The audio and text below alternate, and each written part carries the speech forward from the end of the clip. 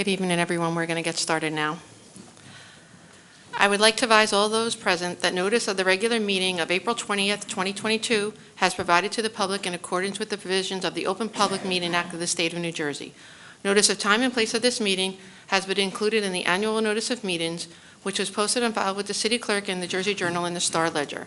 An additional notice of time and place was posted and filed with the Clerk on April 15, 2022. The regular meeting of the Municipal Council of the City of Bayonne is now in session. Roll call, please, Ms. Medina. Mr. Carroll. Here. Mr. Galais. Here. Mr. La Palusa. Here. Mr. Perez. Here. Ms. Nadrowski. Here. Please rise for the pledge.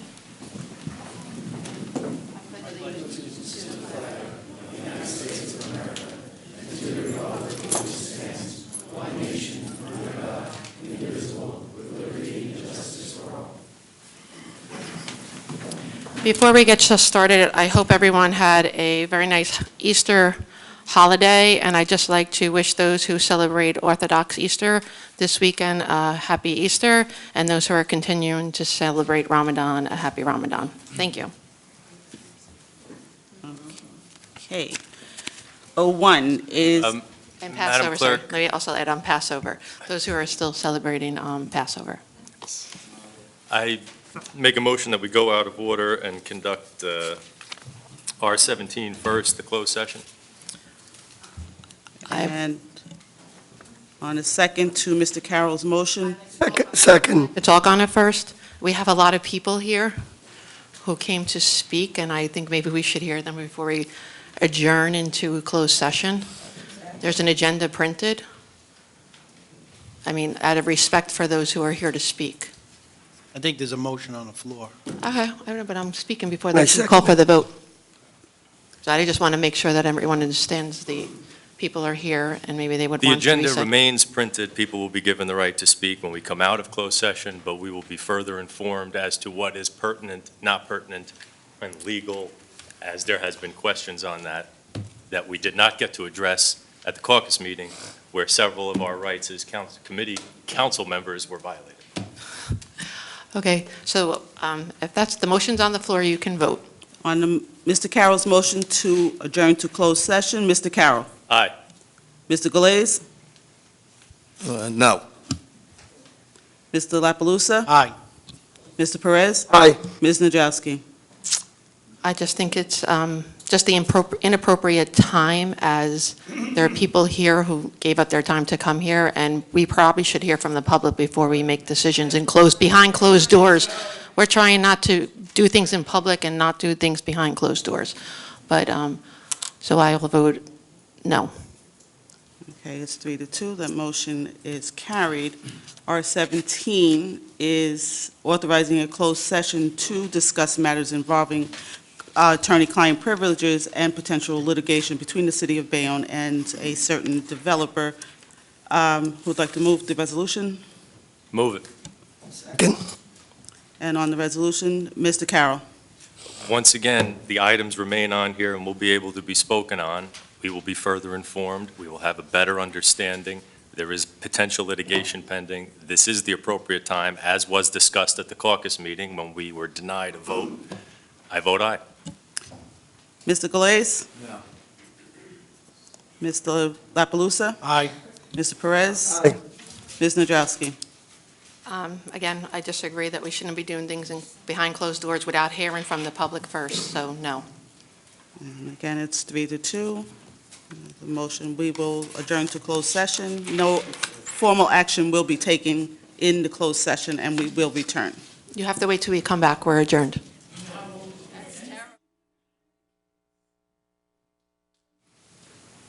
I will take a motion to reconvene. Second. And on a motion to reconvene, Mr. Carroll. Aye. Mr. Galais. Aye. Mr. La Palusa. Aye. Mr. Perez. Aye. Ms. Nadrowski. Aye. Okay. And back to the order of business. The first one is 01, which is postponing the final passage of an ordinance entitled, an ordinance of the City of Bayonne in the County of Hudson, New Jersey, approving the form and authorizing the execution and delivery of a lease purchase agreement with the Hudson County Improvement Authority relating to the issuance of up to $95 million aggregate principal amount of the authority's guaranteed lease revenue bonds, and any notes issued in anticipation thereof by the Hudson County Improvement Authority, which is postponing the public hearing to, or final passage, actually, to May 18th, 2022. Who would like to move it? Move. Second. And on the motion to postpone, Mr. Carroll. Aye. Mr. Galais. Abstain. Mr. La Palusa? Aye. Mr. Perez? Ms. Nadrowski? No. 2 is also postponing final passage of an ordinance entitled, "An Ordinance of the City of Bayonne, State of New Jersey, authorizing the guarantee of the payment of the principal of and interest on not exceeding $95 million in aggregate principal amount of the city's guaranteed lease revenue bonds to be issued by the Hudson County Improvement Authority for the purpose of providing additional security therefore and determining certain other matters in connection therewith to the meeting of May 18th. Would like to move it. Move. Second. And a motion to on motion to postpone, Mr. Carroll. Aye. Mr. Galais. Abstain. Mr. La Palusa? Aye. Mr. Perez? Aye. Ms. Nadrowski? No. 03 is an ordinance of the City of Bayonne, County of Hudson, New Jersey, adopting a redevelopment plan entitled Gamal Group East Redevelopment Plan for the property identified as Block 361, Lot 12, and Block 362, Lot 3, as shown on the official tax map of the City of Bayonne pursuant to the local redevelopment and housing law, which was introduced and passed the first reading at the meeting held December 15, 2021, was published in the Jersey Journal and posted on the bulletin board as required by law, with notice that it would be further considered for final passage following a public hearing at the meeting of January 19th, where second reading and public hearing was postponed to the meeting of February 16th and again to the meeting of March 16th, is now before the council for its consideration and a public hearing. And a resolution order giving the ordinance second reading. Mr. Perez, will you move? So move. Mr. Carroll, will you second? Second. And on the resolution of second reading, Mr. Carroll. Aye. Mr. Galais. Aye. Mr. La Palusa. I'm recusing myself. You abstain. Mr. Perez. Aye. Ms. Nadrowski. No. Second reading is by title. An ordinance of the City of Bayonne, County of Hudson, New Jersey, adopting a redevelopment plan entitled Gamal Group East Redevelopment Plan for the property identified as Block 361, Lot 12, and Block 362, Lot 3, as shown on the official tax map of the City of Bayonne pursuant to the local redevelopment and housing law. The council is now ready to give all persons interested in this ordinance an opportunity to be heard concerning it. The council president will recognize anyone who wishes to speak.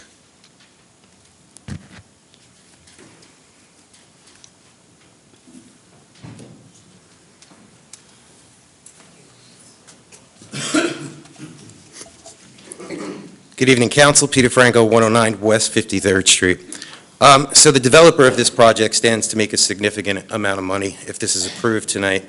Through the chair, Madam Council President, can you ask Councilman La Palusa if he recalls receiving any campaign donation from the developer of this project?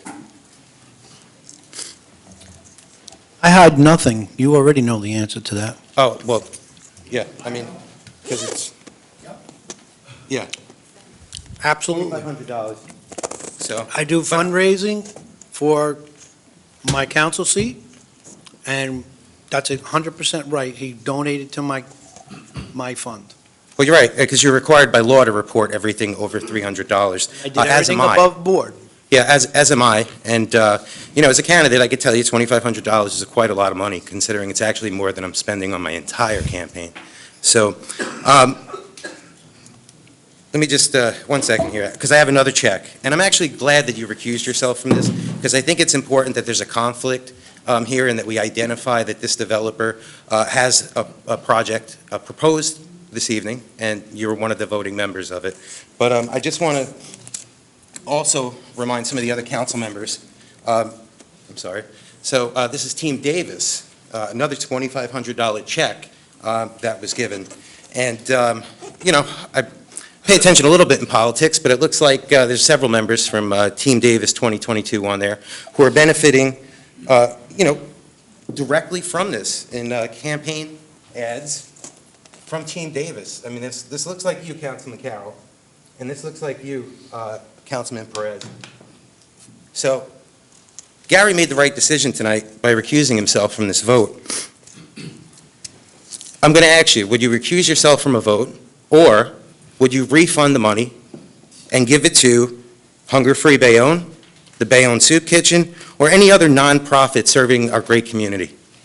Yes, the answer is no. Okay. So you're not going to recuse yourself? I'm not. Okay. This is the way America works. This is the political way it works. People donate, you don't ask them. They want to, that's fine. You don't bend the legs, you don't break knees. That's not the way it works. And you don't, and I don't sell myself. And also, I'd like to make comment. I'm not recusing myself because I took a check. I'm recusing myself because I've had a 30-year business relationship through 3 owners over there. That's the reason why. So you got to get your facts straight, because you always come up here, throw up accusations and things, and never have your facts straight. Well, I totally disagree.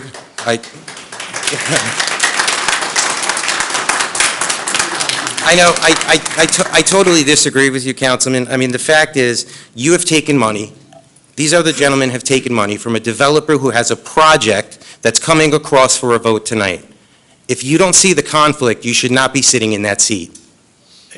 Again, you're wrong. Absolutely. You're absolutely wrong. And as far as Hunger Free, just so you know, I've given to them my money, my time, everything that I could, I give to them.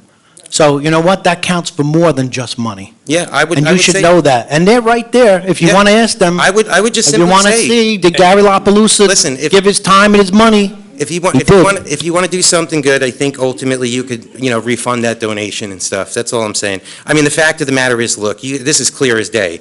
This contractor, or this developer is trying to get approval on this project, and you took money, and so did Team Davis 2022. The facts don't lie. And I know you have your fan club back here, and that's fine. But the reality is... And so do you. Yeah. No, mine are well-behaved, yep. Yeah. Mr. Solari?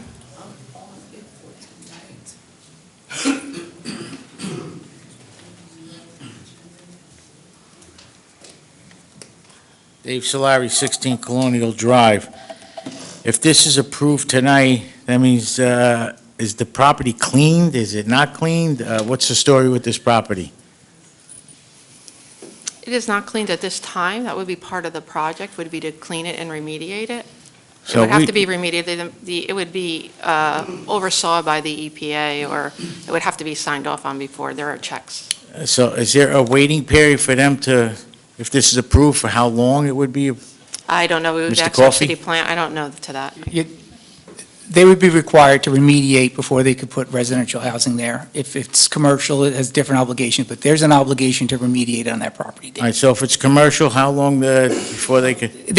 There's what we call the remedial action plan, or some sort of agreement with the DEP would oversee, that would mandate that they have to bring the property up to proper standards to build on. Whether it's commercial or residential, there's different obligations, but they wouldn't be able to build without that obligation being met.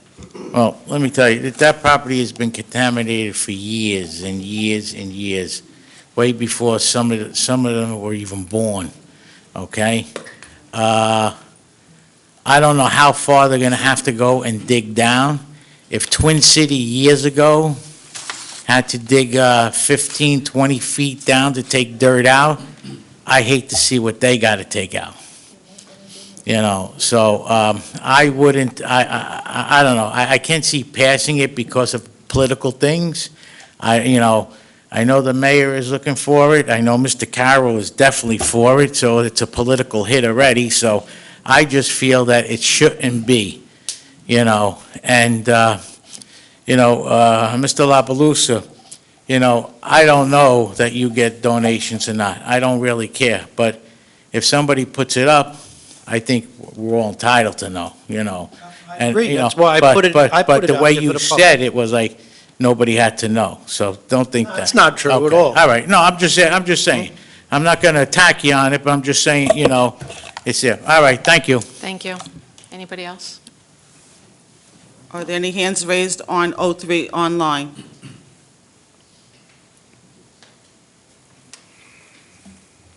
Anyone from the audience?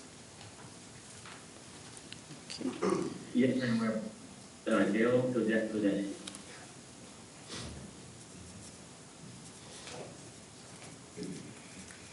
Go ahead, Gail.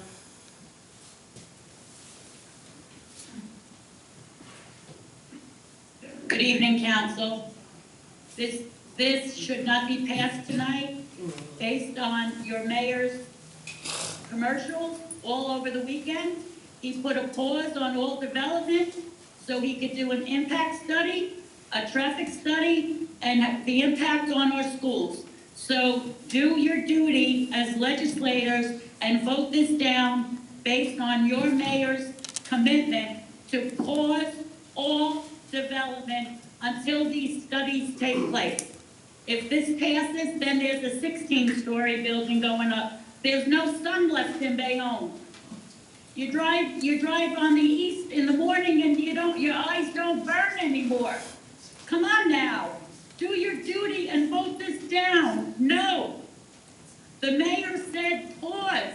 That means to stop, whether it's after the election or not. Enough already.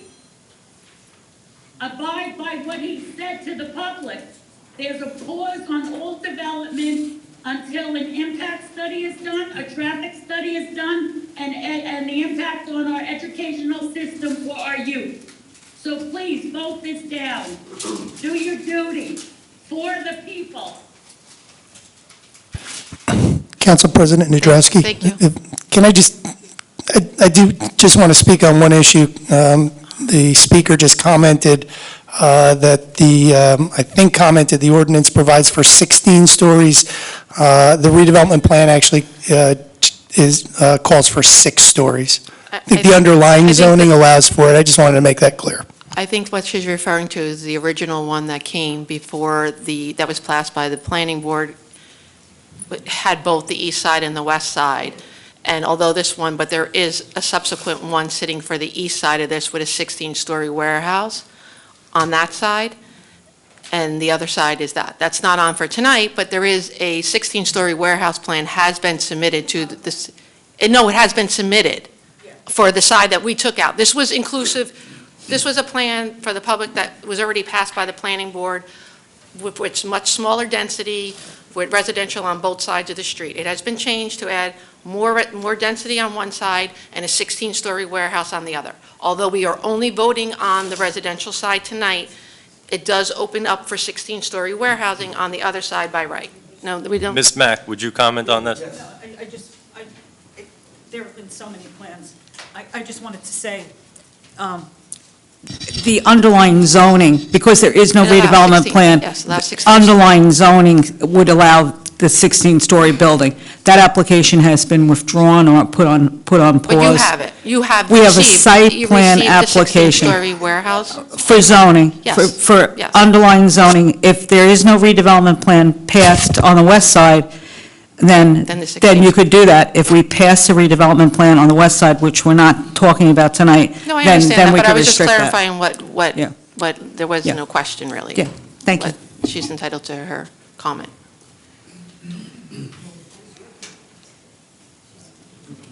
Anyone else? No protest against, objections to, or statements in favor of this ordinance or its passage has been filed with me. May I have a motion to close? So move. And a second? Second. And on the motion to close, Mr. Carroll. Aye. Mr. Galais. Aye. Mr. La Palusa? Recuse. Mr. Perez? Aye. Ms. Nadrowski? No. You don't want to close the hearing? No. Okay. And on the motion for final passage, may I have a motion for final passage? Move. Second. And on the motion for final passage, Mr. Carroll. I agree with Ms. Godesky's comments. A pause was called for. In fact, I was the council person who called for it 1 year ago. I was voted down. That meeting, for those of you that won't be able to find it on YouTube, I'll have out on my social media later today, because I believe this is an important issue. However, the mayor's call for a pause and for a study has occurred. This item has been on our agendas now for several months. It has been kicked down and kicked down and kicked down the road. There were several planning board meetings that were supposed to happen to allow public input. That did not occur. Public input was not given at those meetings because I understand quorums weren't there to have it. It was finally had. I think this I would classify as a holdover, and as a result, I vote aye to move this along. Mr. Galais. Aye. Mr. La Palusa? Recuse. Mr. Perez? Aye. Ms. Nadrowski? This plan is incomplete. It leaves an opening for a 16-story warehouse, and it's upsized, and there was no studies done, no traffic studies, no impact studies done for the new plan. And regardless of when it was submitted, the impact is going to happen. So I vote no. The ordinance passes by 3. 04, from my understanding, is going to be postponed to the meeting of May 18th. May I have a motion to postpone? What is this? 04. It's the ordinance of the City of Bayonne, State of New Jersey, approving and authorizing the execution of the reimbursement agreement by and between the City of Bayonne and 6 Commerce Street Urban Renewal.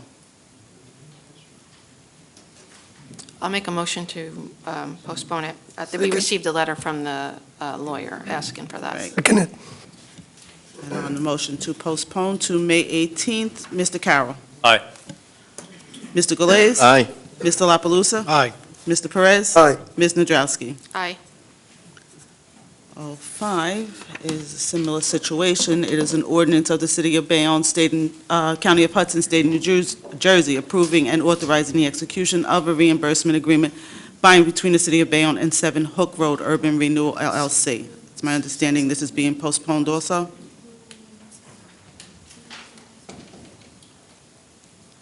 We're postponing 05, Yes. and may I have a Well- motion to postpone? Move it. And on the motion to postpone to the meeting of May 18th, Mr. Carroll. Aye. Mr. Galais. Aye. Mr. La Palusa? Aye. Mr. Perez? Aye. Ms. Nadrowski? Aye. 06 is an ordinance of the City of Bayonne, County of Hudson, State of New Jersey, approving the financial agreement by and between the City of Bayonne and Avenue E Developer AMS Urban Renewal LLC for the property located at 130 and 140 Avenue E, which is identified as Block 458, Lot 1.01, and Block 467, Lot 23, as shown on the official tax map of the City of Bayonne. We have received a request from the lawyer on this to postpone this. So I'll move it to postpone it. And on Second it. motion to postpone, Mr. Carroll. Aye. Mr. Galais. Aye. Mr. La Palusa? Aye. Mr. Perez? Aye. Ms. Nadrowski? Aye. 07 is an ordinance of the City of Bayonne, County of Hudson, State of New Jersey, approving the financial agreement by and between the City of Bayonne and 218-222 Broadway Urban Renewal LLC for the property located at 218-220 Broadway, which is identified as Block 319, Lot 26, as shown on the official tax map of the City of Bayonne. I believe there is a letter, You got a request on that one also. yes. It's requesting a postponement to the meeting of May 18th. Who would like to move the motion to postpone? Move it. Second. And on the motion to postpone, Mr. Carroll. Aye. Mr. Galais. Aye. Mr. La Palusa? Aye. Mr. Perez? Aye. Ms. Nadrowski? Aye.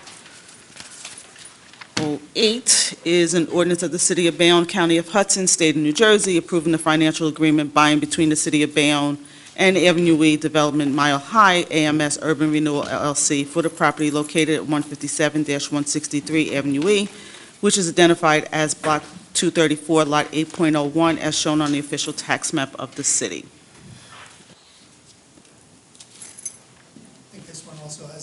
post, Yeah. okay, It's a corollary to 06. okay. So on the motion to postpone to May 18th. Move it. Second.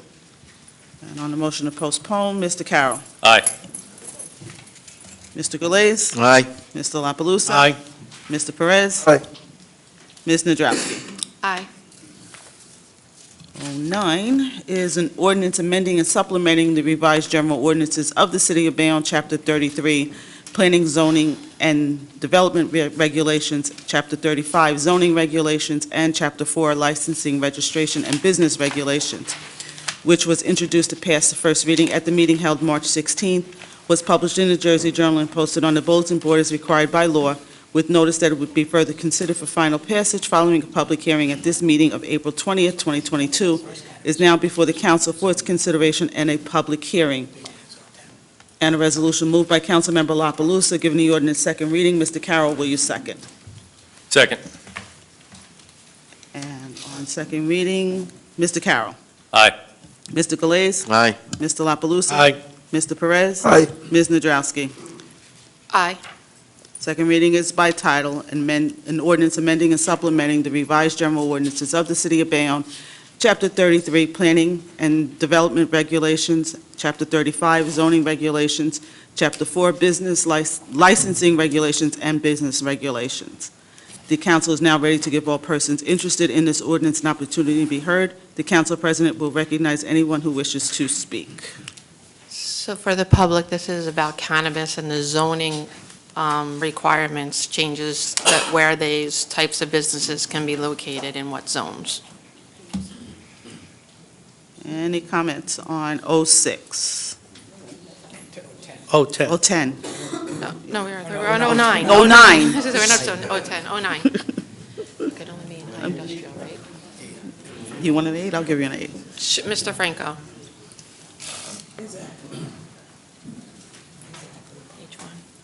Peter Franco, 109 West 53rd Street. I just want to know what areas are we looking at in the city? This is restricted to H1, I believe, high industrial, along the, I think it's really only allowed to be along the highway corridor. Okay. That's my understanding of the change. All right, thank you. Are there any hands raised on 09 online? Are you looking to talk? Is she? No, okay, sorry.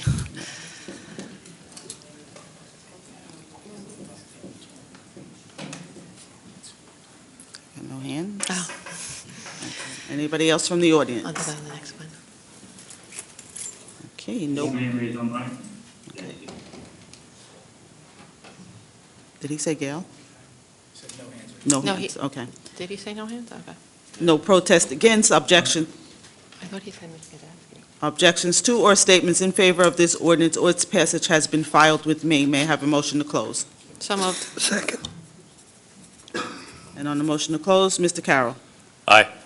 Mr. Galais. Aye. Mr. La Palusa. Aye. Mr. Perez. Aye. Mr. Perez? He did answer. Oh, okay. He's spading on me.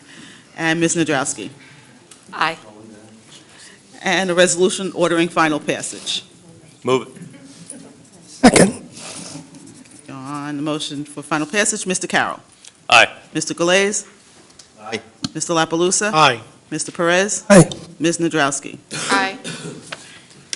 Now we're on 010.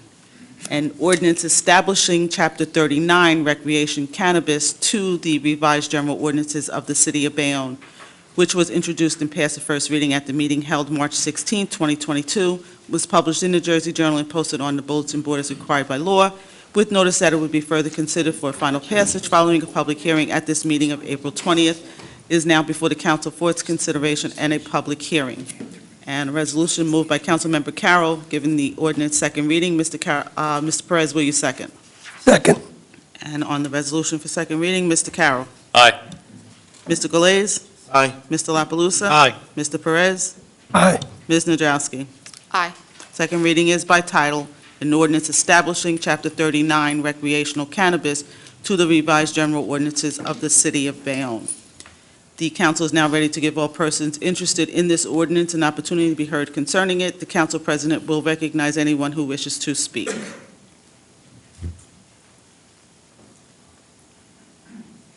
And I would be remiss if I didn't say today was 4/20 and we're doing the cannabis regulation today, but it just so happens. Say pass the duchy. But there was a lot of effort put into this, and I went over this a couple hours with the law department, very necessary, and there's definitely going to be probably even some more amendments down the road on this. The state did a lot of changes to this, and it kept going back and forth, and then they had to keep being revised and changed. So I'm expecting more amendments to be coming soon. But the way it's written now, it's very important because tomorrow is the, I believe, first day of recreational marijuana in New Jersey to be legal.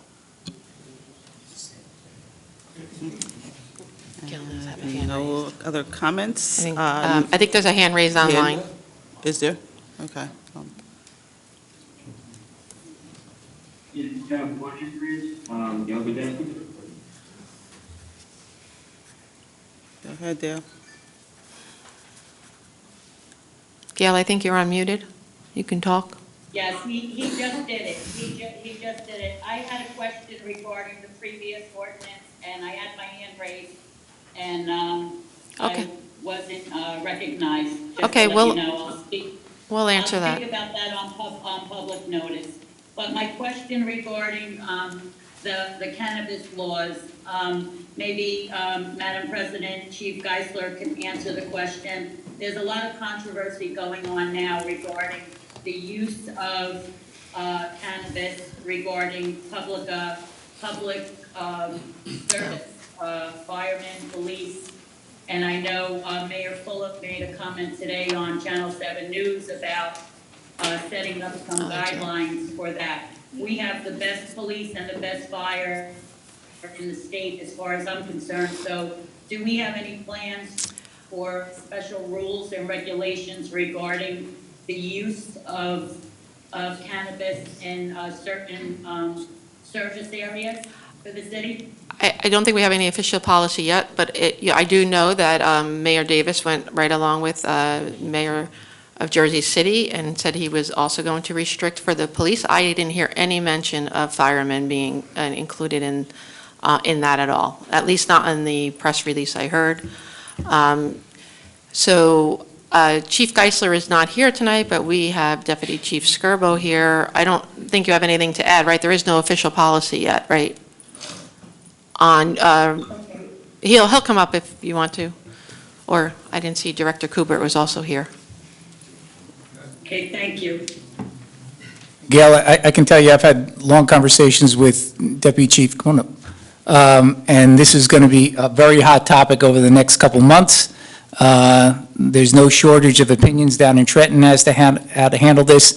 The sticking point really is, how do you test someone on the job for a level of marijuana? How do you prove? Because the state did this all backwards. They changed, they couldn't come together and come up with a coordinated statute, so they appealed to the citizenry, and they actually changed the state's constitution before setting up any rules. And now we're living with the backwash of that. And part of the intellectual exercise to go on for the next 6, and political exercise to go on for the next 6, 7, 8, 9, 10 months will be about how we're going to be able to test people, because you can test someone for alcohol. There's a blood alcohol test. There is no THC test that says that you're determined to be in violation of the law. So, and Deputy Chief and I have talked about this extensively over the past couple of days, but he's better prepared to explain how the police are going to handle it. Yes, thank you. The guidance we're providing to our police officers is basically what the law is and how it's written.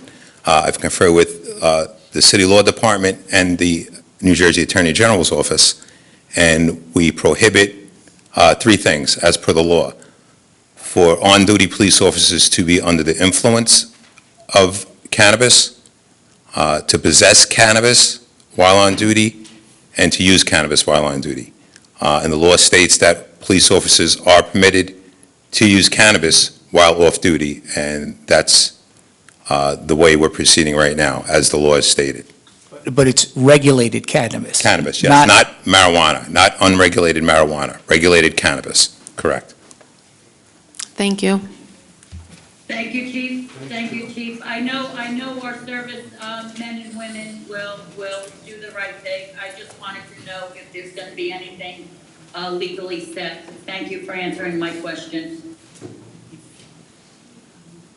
Any other questions? No protest against, objections to, or statements in favor of this ordinance or its passage has been filed with me. May I have a motion to close? Move it. Second. And on the motion to close, Mr. Carroll. Aye. Mr. Galais. Aye. Mr. La Palusa? Aye. Mr. Perez? Aye. Ms. Nadrowski? While I wholeheartedly agree with most of this, there's a section in here about who the review, oh, sorry. Well, I can give my statement now. So, okay, I'll just close the hearing, and then I'll give my statement. So, aye. Okay, and on the motion for final, resolution ordering final passage? Move. Second. And on the motion for final passage, Mr. Carroll. Aye. Mr. Galais. Aye. Mr. La Palusa? Aye. Mr. Perez? Aye. Ms. Nadrowski? Yeah, like I was saying, this, it's a great, I agree with everything in here, but there's a review board in here, and I'm not quite comfortable with the members that sit on the review board, so I'm going to vote no.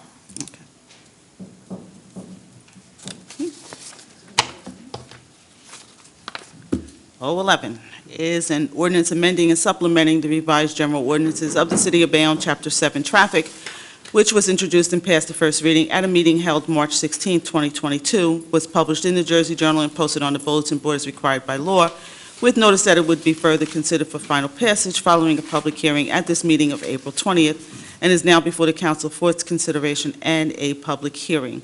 And a resolution giving the ordinance second reading is moved by Councilmember Carroll. Mr. Galais, will you second? Second. And on the resolution, Mr. Carroll. Aye. Mr. Galais. Aye. Mr. La Palusa? Aye. Mr. Perez? Aye. Ms. Nadrowski? Aye. Second reading is by title, an ordinance amending and supplementing the revised general ordinances of the City of Bayonne, Chapter 7 Traffic. It is for restrictive parking zones. And the council is now ready to give all persons interested in this ordinance an opportunity to be heard concerning it. The council president will recognize anyone who wishes to speak. Are there any questions on 011?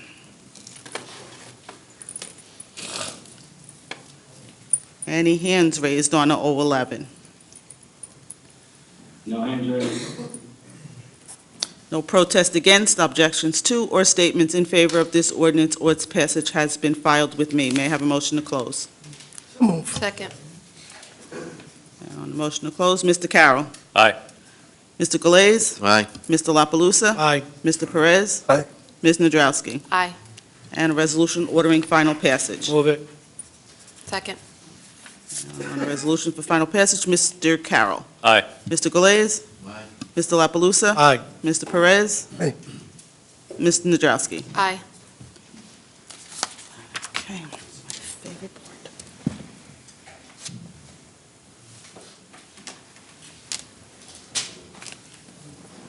part. Our first speaker is Ms. Williams. Wilson, I'm sorry.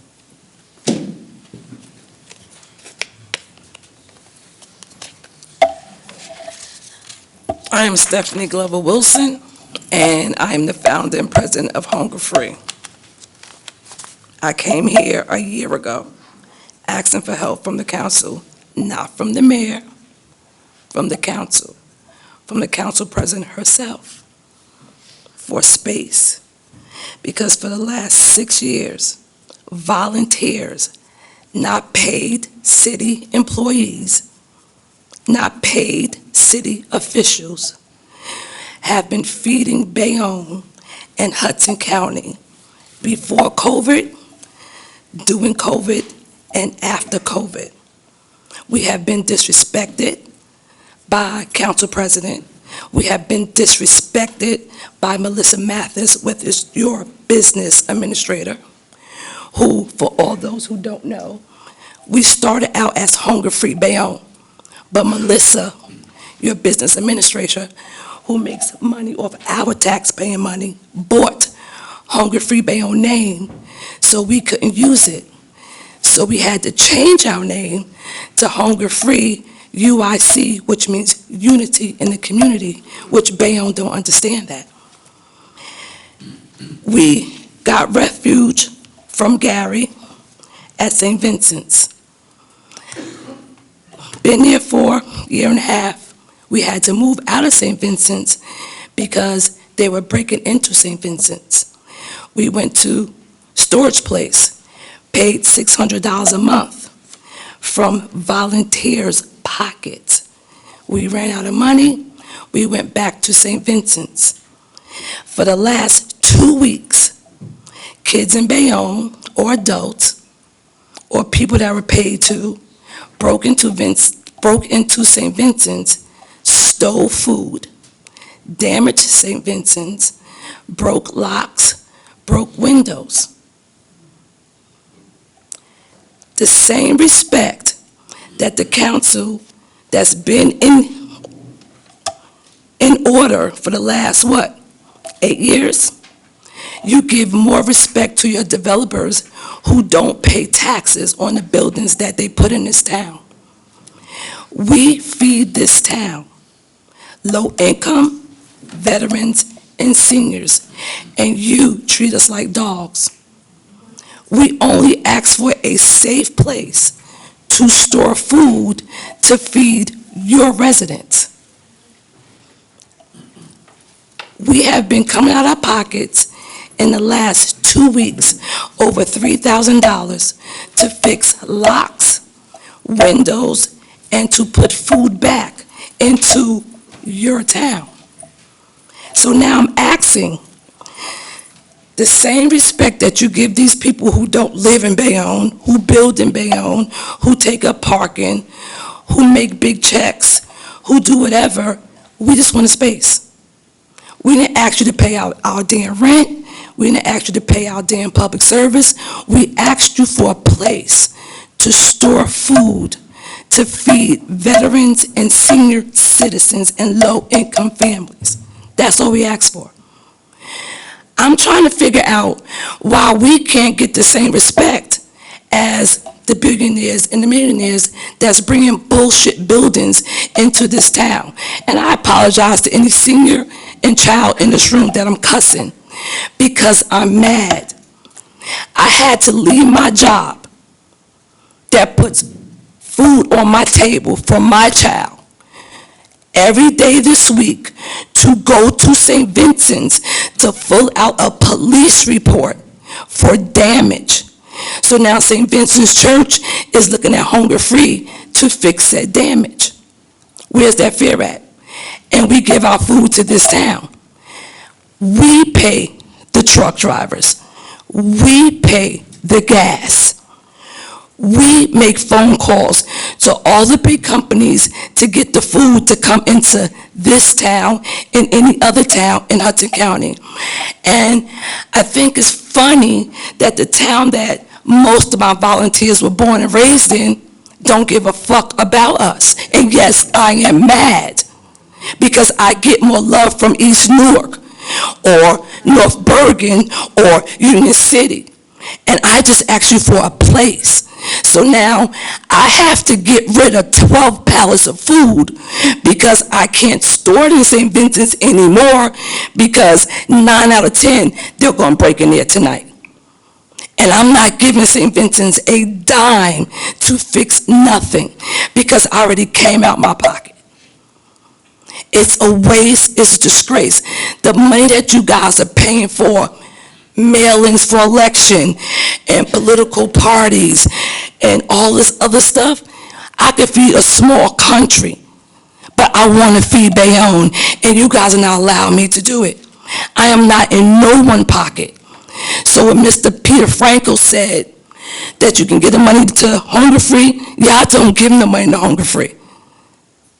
One person up there gives money to Hunger Free, but it's not about the money. It's about the respect and the time. So I want you, once again, I've been here year after month after month. Tell me another lie. Tell me another lie. Why should I stay in this town to feed the people in this town who need to be fed? If I cannot get if I can't get you to meet me halfway, it's not about Jimmy, because I ain't asked Jimmy for nothing. I came to you, and I asked you, woman to woman, to help this time out. I didn't ask nobody else, and I told you, and he'll tell you, I don't trust him, because he stabbed us in our back 4 years ago. I came to you, and I asked you to help the people in this town to eat every day. We, my volunteers, come out of our pocket for this town, and we get treated like crap time after time after time. You don't do no fundraisers for me. We do our own fundraisers. There's no union giving us money. There's no developer giving us money. If they don't have to pay taxes for 10 years, why give us something? We're doing good. These big buildings, they're not doing nothing for taxpayers. You just hired 8 new people in City Hall. For what? For what? Y'all spending thousands and thousands of dollars on papers that I get in the mail every other day, which is a waste. And for those who do not know this, Jimmy is our mayor, but she's the council president. She holds more weight than the mayor. I work for the commissioner's office. I was a freeholder's aide. I know how it goes. You can say yes or no today, 5 years ago, 4 years ago, 8 years ago. You're only saying no now because you want our vote. And it's not right, and it's not fair, and I'm tired. So, when you go to the newspaper and you say hunger-free and abandoned Bayonne again, you will be right. But make sure you say we abandoned Bayonne because we got no help from Bayonne. I could walk up and down Broadway and find every other bank that's abandoned or every other building that's abandoned. Y'all make backroom deals for everybody else. Why not make backroom deals for the people that's helping to feed the people in your town?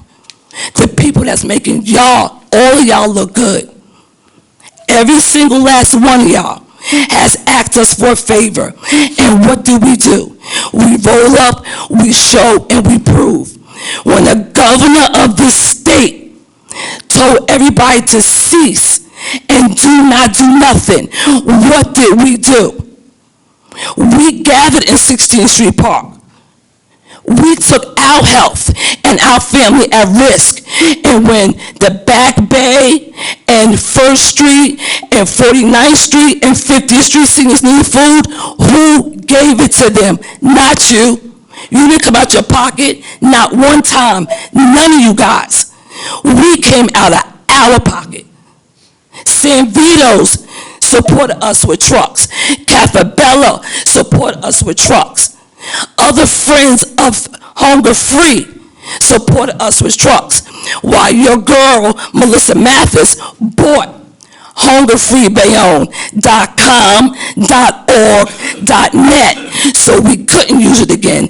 That's why we changed our name, and I'm sick and tired of telling the same damn story. When are you going to give us a place to keep helping these residents in this city?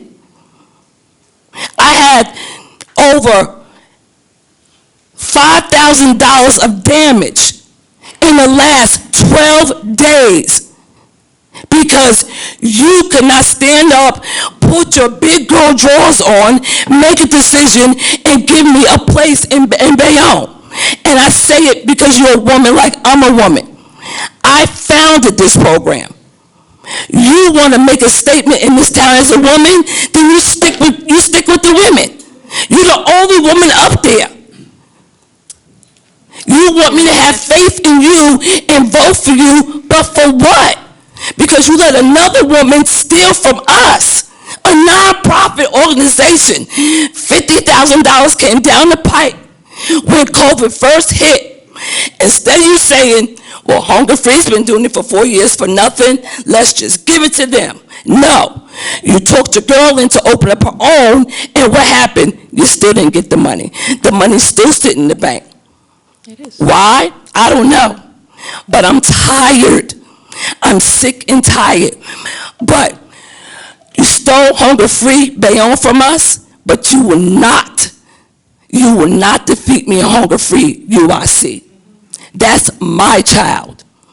I gave birth to her. And all these people in these 2 rows are aunts and uncles. And we may leave Bayonne, but when you put in this paper the next time, make sure you get it right. We only wanted a building to secure food. You got kids or adults or planned people stealing food from the community. Do you know how hard it is for us to get that food? Gas has went up. I went from $50 of a diesel truck, and you guys know, to $140 to fill up a diesel truck to go to South Bubble, whatever, to get food to bring back here. So you tell me why I should not be so angry right now that St. Vincent's going to hold me reliable for locks and windows and doors. The money I spend on that, I can spend on food. It doesn't make sense. We've been here for how long?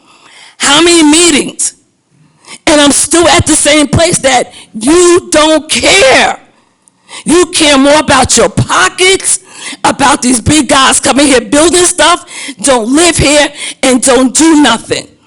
And I can't blame the kids that's breaking in because there's nothing in this town for these kids to do.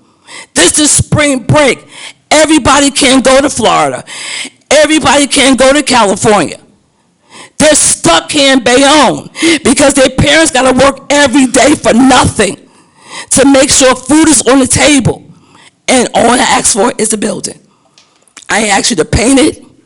I ain't ask you to fix it. I ain't ask you for nothing else but a freaking building. And I'm angry. Angry. And I know you don't care, because if you cared, all of you, I would have had a building a year ago. I would have had a building when COVID hit. We come out in the snow, in the rain, in the cold, in the heat. We're better than your postman. We're 10 times better than everybody that sit up there, because y'all don't go out there with us on Saturday. Y'all don't go out there on Friday nights to load a truck. I am too old to be loading the truck, so I have to get other people to help me. I don't see no faces, but one. And you're sad. I hope you don't win, and I hope he don't win, but we ain't got no choice. But my father always told me, vote for the lesser of the 2 evils. And at this point, I don't know which one is which. So Stephanie, can I just address 2 things you What? said? Tell me another story, please. I wish I had all the power you said. You do, Sharon, you do. No, we don't have I don't even know we hired 8 people. We don't have the ability to hire people here. Okay. It's literally illegal for us to hire people. We don't Okay. have. And as far as the building, that's, again, I'm not passing the buck, but we're the legislative body. We don't have control. over the Sharon, if property. you wanted something for you to look good, you would have made it happen. If you wanted something We asked, Stephanie, for we you asked, to and look I know good, you Councilman would have Carroll made it had happen. tried to get you a building also, but I'm just, And like I told you, I told Neil to his face. okay. And he knew I told him to his face. I don't trust you, and I told you that. Okay, How many times have I told you that? The one thing that you will not call me, like Mr. Peter Franco, I am fat, I am black, but I'm not a liar. Because you know why? I gotta raise children. And the one thing I don't want my children to know is that I'm a liar. Neil know I don't trust him. Neil know I don't like him. He know that. Have I ever told you anything different? But once again, we don't still have a building. I understand. And no ward, first, second, or third. Even your boy over there, Sal. Oh, Stephanie, when this is all over, I'll get you a building in the second ward. We didn't get, yes, you did. 16th Street Park. Trust me, don't make me pull out the videotape. Because the one thing I've learned from politicians, put it on record. Put it on tape. Because that's the only way they own up to it. So don't play the game with me. I may not be political savvy, but I'm not a dummy. So, Do you understand me? I'm not a dummy, Sal. Stephanie, can I just So don't say, bother me, Stephanie, I know, because you got dropped like a flat potato. So Stephanie, can I just say, I do appreciate everything you do for the Bayonne residents. And No, I you know how don't. hard you're out there, but maybe some of the developers that are here in the room would consider giving you a donation and helping you out. It would be the But they right thing should to have do. been considered that, Sharon. We've been in existence for almost 7 years. How many buildings have been built in 7 years? Somebody please tell me that answer. How many buildings, Peter Franco, you know everything. How many buildings have been built in 7 years? 25,000 new units. So now what, Sharon? I'm not, So you can't someone compel could them say, to give. no. Someone could say, you know what, sir? Mr. So-and-so or Mrs. So-and-so, you're putting up this building, but we have this great nonprofit who needs help. How can you help them? You're right. But One sentence from you. One sentence. Am I right or am I wrong? point taken. That's it. You're right. That's it. You're right. That's it. So now I gotta go get trucks to move 12 pallets of food out of St. Vincent's before the kids or adults take the rest of the stuff out of there and put it where? In the middle of the street? Give it away? For what? And then when we go through another disaster because COVID's not over, what are we gonna feed our seniors then? What are we going to feed our veterans then? What are we going to feed our low-income families then? I have a family that lives in Walmart parking lot because she has to make a choice. Gas or food. Gas to go to work or food to feed her kids. So she comes to me at 10 o'clock at night. And I go in St. Vincent's, me and my volunteers, and make her a bag for her and her kids. Not you. You're in your bed sleep. We get calls 24 hours a day. And I don't come to y'all because I know I'm not going to get the help. But I'm tired. Today pissed me off. I had to leave my job. That means now Bayonne is taking money out of my pocket to feed my child. Because my boss is not going to give me a free day. Because I work for Hudson County. So now what? So when you go to the newspaper this time, please get it correct. We left because you guys forced us out.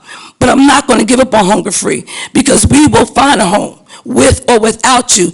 I just wanted to let you know how pissed off I am.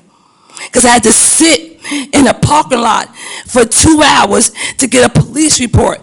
Not just today, yesterday, Monday, last Friday, last Thursday, last Wednesday. You probably get paid when you leave your job. I get paid by the hour. I've been using up all my sick and vacation days for this nonprofit. And I get no respect from this administration. Not 1 ounce. And yes, I'm frustrated tonight, but you know the sad part, Sharon? If that 551 number ring right now, I will put my boots on, make sure I get 2 of my guys to go with me, because now I'm scared to go in St. Vincent's by myself, pack up some food, and take it to their household. Unlike you guys. I don't want to go in that building by myself because if something happens to me, Sheree lost her father in December. Sheree lost her grandmother in October. She can't lose her mother. I'm her only parent. So what are you going to tell OJ? OJ, I'm sorry that your mother had to go in the building by herself because we couldn't secure space for her. And I don't want no sympathy party. I don't want no empathy party. I want you to get off your butts and do the right thing. But God forbid if anybody up there do the right thing. It's sickening You guys make me want to throw up every time I come to a meeting because it's BS. It's all about popularity. I don't want to be popular. I don't like to be a part of the popular crew. I want to be a part of the right crew that cares about the guys who fought in those wars years ago, who had to scrape pennies together to put food on their table. Or those seniors in that back bay who have to pay $125 just to get a lunch and don't know if they're going to eat a dinner if it wasn't for us dropping food off at that front door. Enough is enough. I'm sick of this administration. Sick. If I hit the lottery tomorrow, I will pack my stuff up. Bye-bye, Bayonne. And I know y'all don't care. If you care, no words, show me.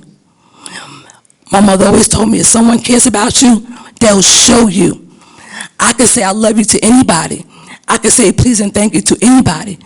But show me that you care about what we do every freaking day of the week. No more words. Show me. That's it.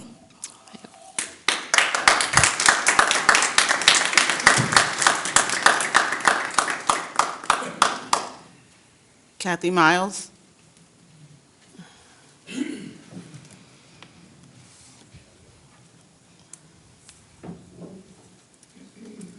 Good evening. I'm Kathy Miles. I've been a volunteer with Hunger Free from the very beginning. You can move that mic down a little, so.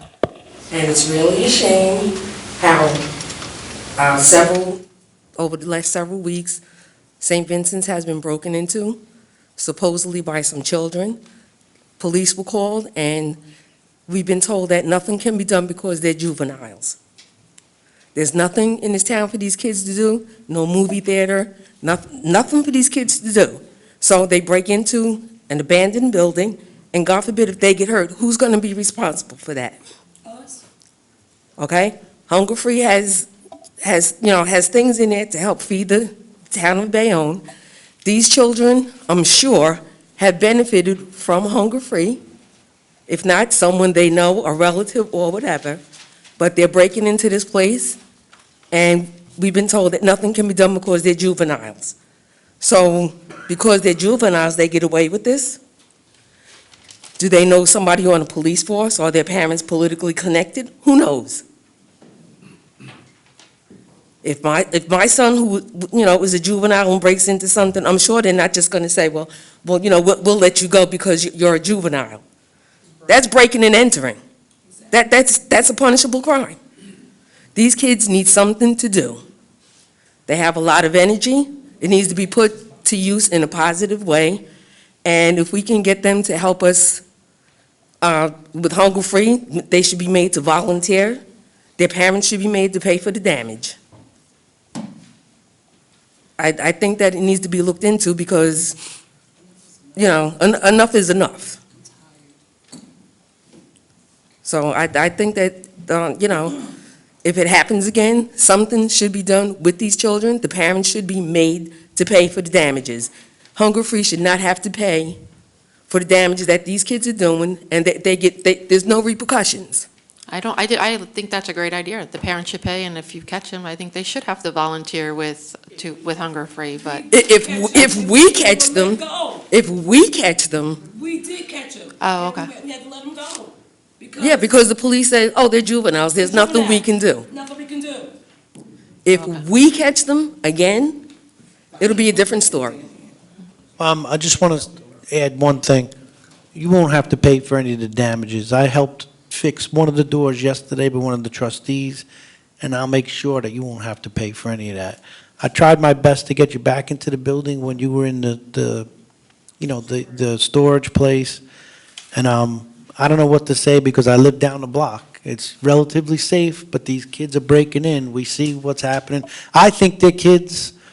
Some of the police have seen people running, and they seem to be younger people. But it's dark. It's a school not being used right now, and there's some issues there. The detectives showed up yesterday when I was helping. So they're in the know. They're watching out, and I don't have another place, unfortunately, to put you, or I would. So I'll keep my eyes open, but for now, you shouldn't have to worry about the expense, and I'm telling you from the bottom of my heart that you won't have to. And if these kids, they need something to do. They have, all these developers, building these fancy luxury apartment buildings. Have some recreation for the kids. Chief Skirbo, what's the policies and procedure on juvenile delinquency?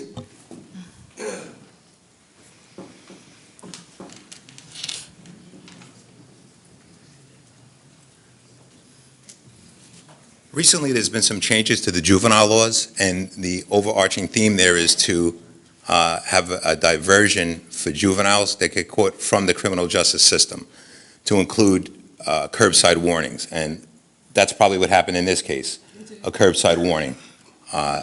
We'll document it in a report, advise on scene, and pretty much send the kid on their way, send them home. Strongly advise them.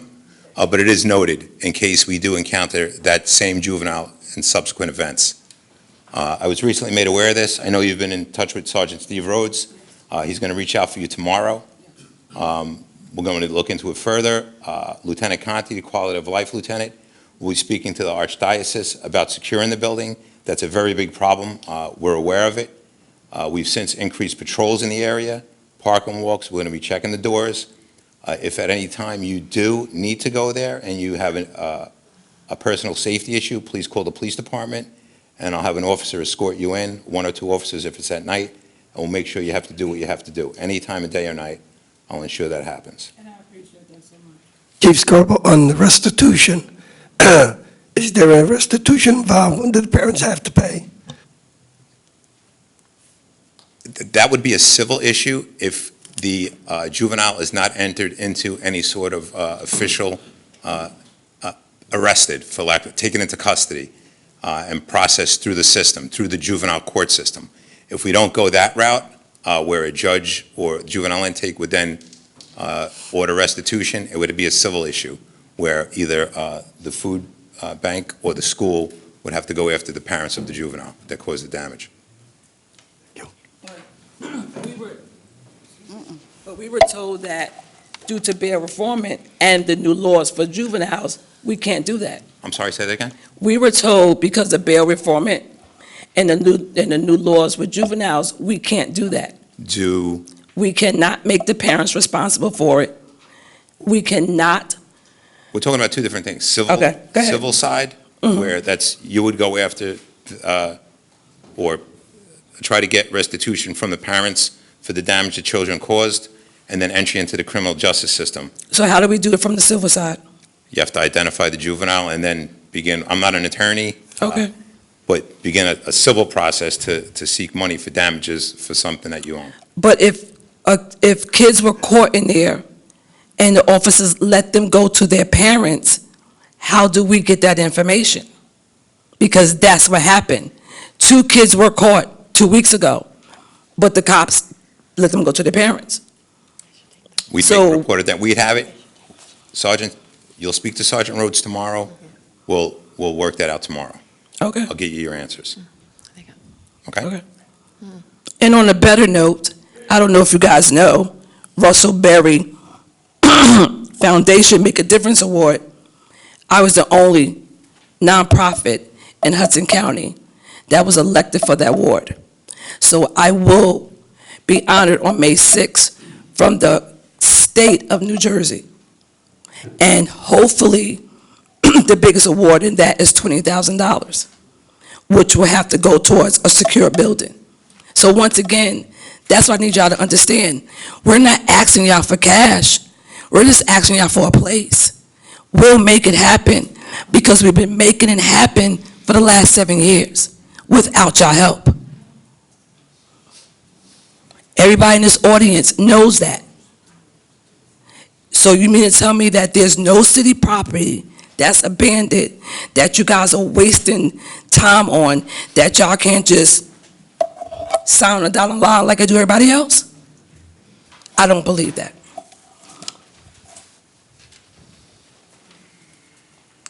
Christopher Muniz?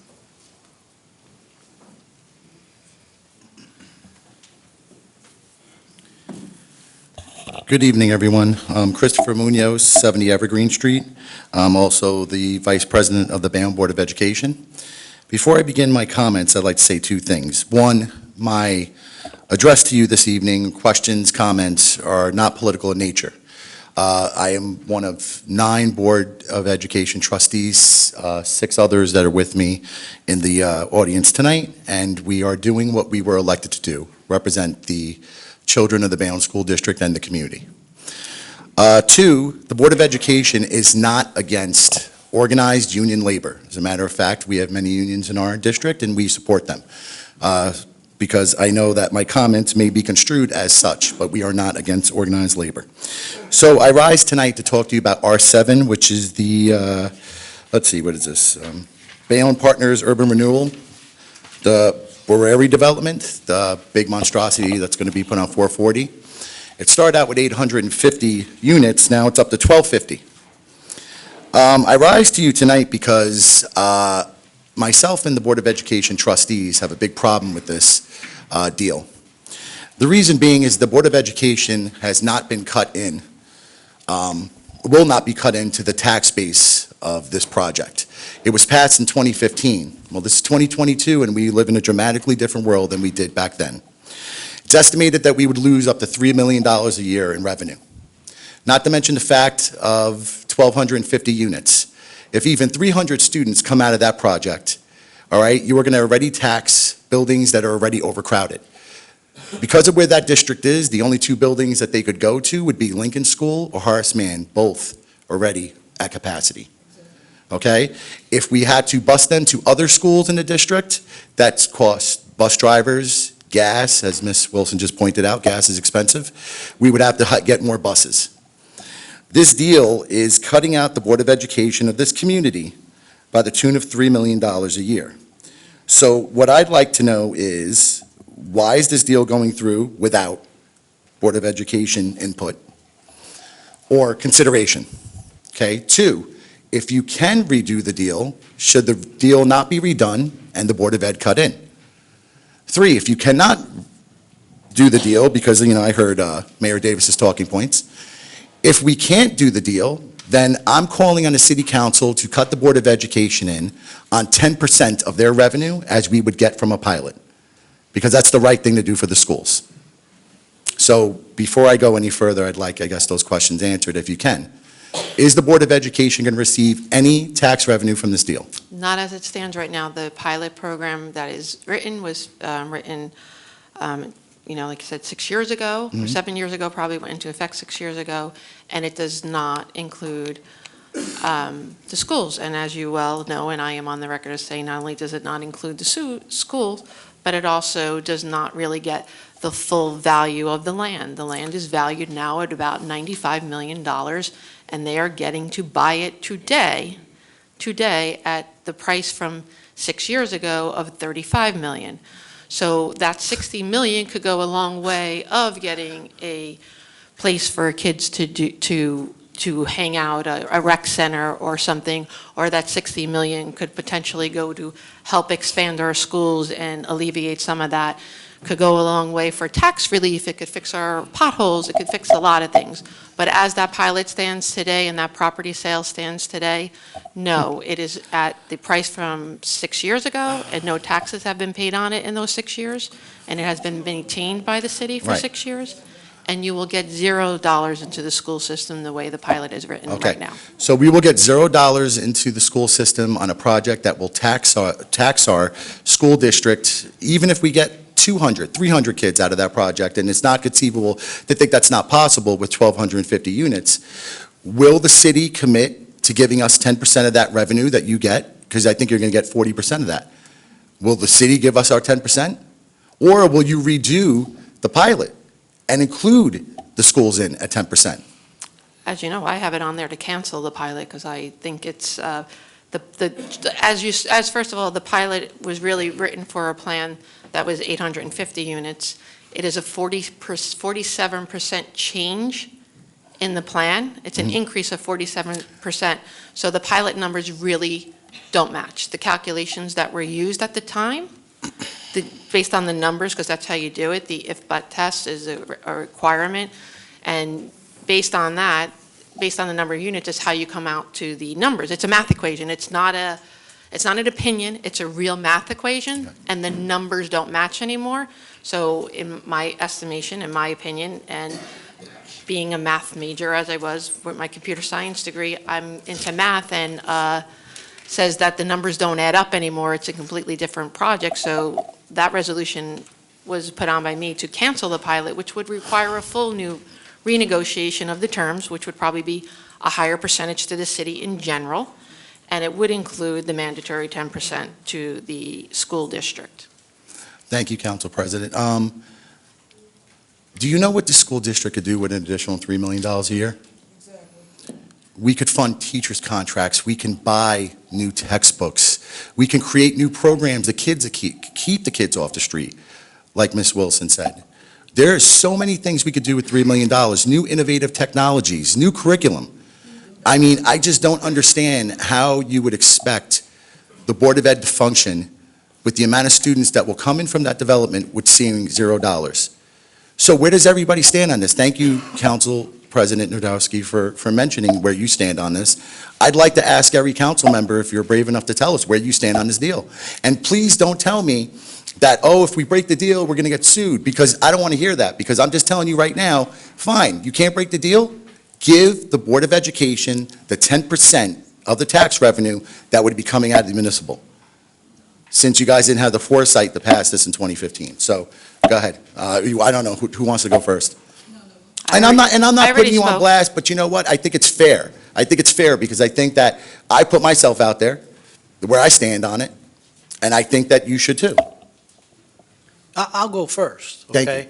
I'm generally against pilots and abatements. I vote no on them. I voted no on, I don't know how many. I'm going to guess over 50.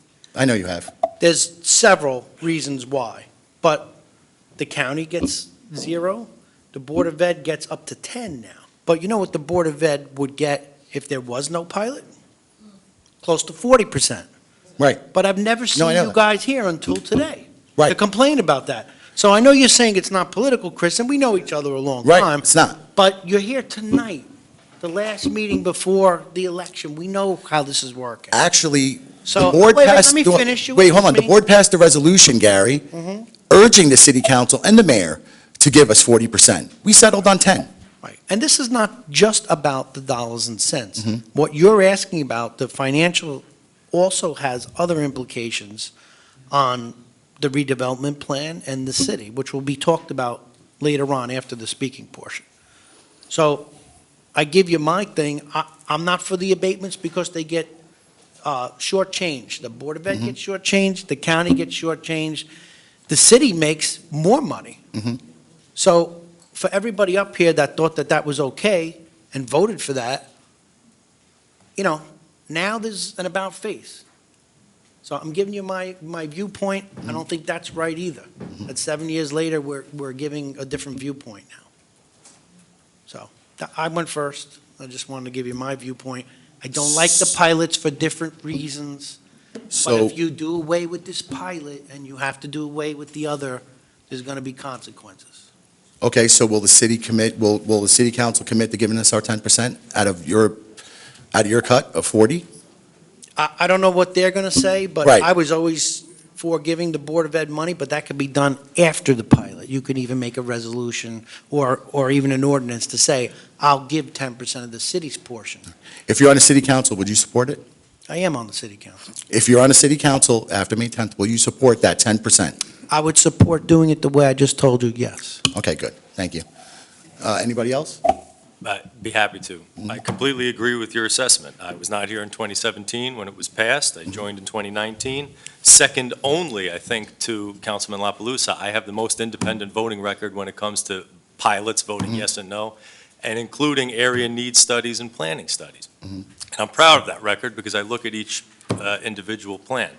I think, and perhaps I'm biased for being a teacher, but I think the school should receive something, and if it was done in accordance with the way Councilman La Palusa laid it out, I would agree as well. But there are issues at stake here that are larger than what you've raised. I think you articulated the point well. In fact, I think you articulated it perfectly. However, Things were released to the newspaper. Members of this dais spoke, I think, prematurely and put the city at risk. And today, we stand to potentially, due to litigation, we are at further risk of putting the taxpayer in danger. There's a lot of talk, there's a lot of political posturing, and there's a lot of great headline-making statements that go out. But at the end of the day, it is our job to ensure that the taxpayer is not unduly burdened.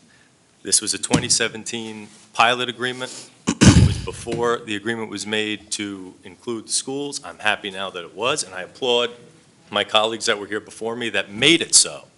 But again, there's larger issues at stake, and I believe we will continue to discuss this throughout the night, but you have my answer. Okay. So you would support 10% of the city given their, In accordance with the way Councilman Alfonso laid it out. anybody else? No? Okay. And, you know, Councilman Carroll, now that you bring it up, I want to tell you, the reason why when I made that public post that was shared several times, you saw it, come on, don't give the face, you saw it, yeah, about this issue. When I made the public post, I mentioned you by name, right? I mentioned you because I was disappointed, thank you for mentioning you're an educator. I was disappointed that an educator in this community would, you know, kind of support this kind of deal, considering that schools would be left out in the cold. I hold you to a higher standard on this council as an educator because you should know. Just like I hold myself to a higher standard in President Vallado and Trustee Gonzalez, because we are educators, so we know the impact of education. So that's, I want to tell you, so I want to let you know why I mentioned you, because it was fair. Someone actually did reach out and say, why did you single out Councilman Carroll? And I'll tell you why, because I hold you to a higher standard as the only educator on the city council. I appreciate that. Mhm. I hate to disappoint you further, but I don't read the Facebook stuff. I post, I put my information out there, I tend to keep it informative. Well, you but should I read try not Facebook, to. because, you know, keep I you was closer to your told of constituents. several Yeah, things, and I do it does. respond. Okay, fair enough. But with respect to your comment, and I don't mean this negatively, but we don't have the burden of looking at, we don't have the luxury of looking at an issue from one side. And given the fact that I have to sit in this chair for however long I may be sitting here, I have to look at it from the protection of the taxpayer, as I discussed. I have to look at it in the hopes of providing as much as I can to the school and the students that we all represent in our own way. So I appreciate that. I think you're right. I think I should. And I'm also here to represent the taxpayer too, because with the amount of students that will come out of that development, it's going to cause the Board of Education to raise their tax levy to service those students. And since it's an abatement program, guess who's going to pay for it? People who actually live here, not people moving in. Okay? So that's why I'm here to support the taxpayer too. But thank you for mentioning that you support taxpayers. That's a good thing. Thank you very much for yeah, I guess, I know, thank you. That was, Thank you. she kind of hit the nail on the head there. But thank you for listening, I appreciate it. I hope you guys do the right thing, and I hope that when R7 comes up and everything, someone comes up and makes a resolution to cut the Board of Education in like they should be from the beginning. Okay? Thank you very much. Thank you. Okay, one more from the audience, Melanie Flora. And then we'll go online. Oh, I see her really back there.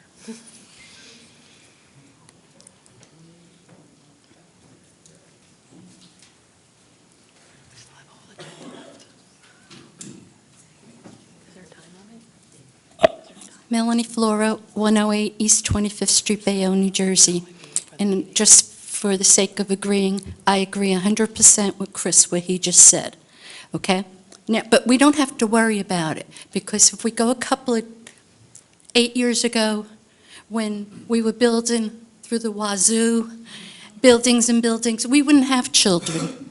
So this is a moot point, because there will be no children to address the educational needs. I remember that very clearly. We were going to have a half a kid maybe in a unit if we did, and all 1- and 2-bedroom apartments, because all people from all over are going to come here, live, pay those great rents. Everybody's going to get around. Everybody's going to be happy. Kumbaya. Well, let's move it up 8 years to reality. First of all, and this is not what I was talking about, but it just hit me. I was here a couple of weeks ago, and last meeting or the meeting prior, and everybody was, gee, Melanie, that's really great what you're saying. This is what we wanted to do. We wanted to stop building. We wanted to slow this down. I know Sharon said that. I know Jimmy said that. Everybody's going to stop building. Well, look at the buildings now. Look what we have. I don't know, my neighborhood, I can't even get out the streets sometimes, and that continues.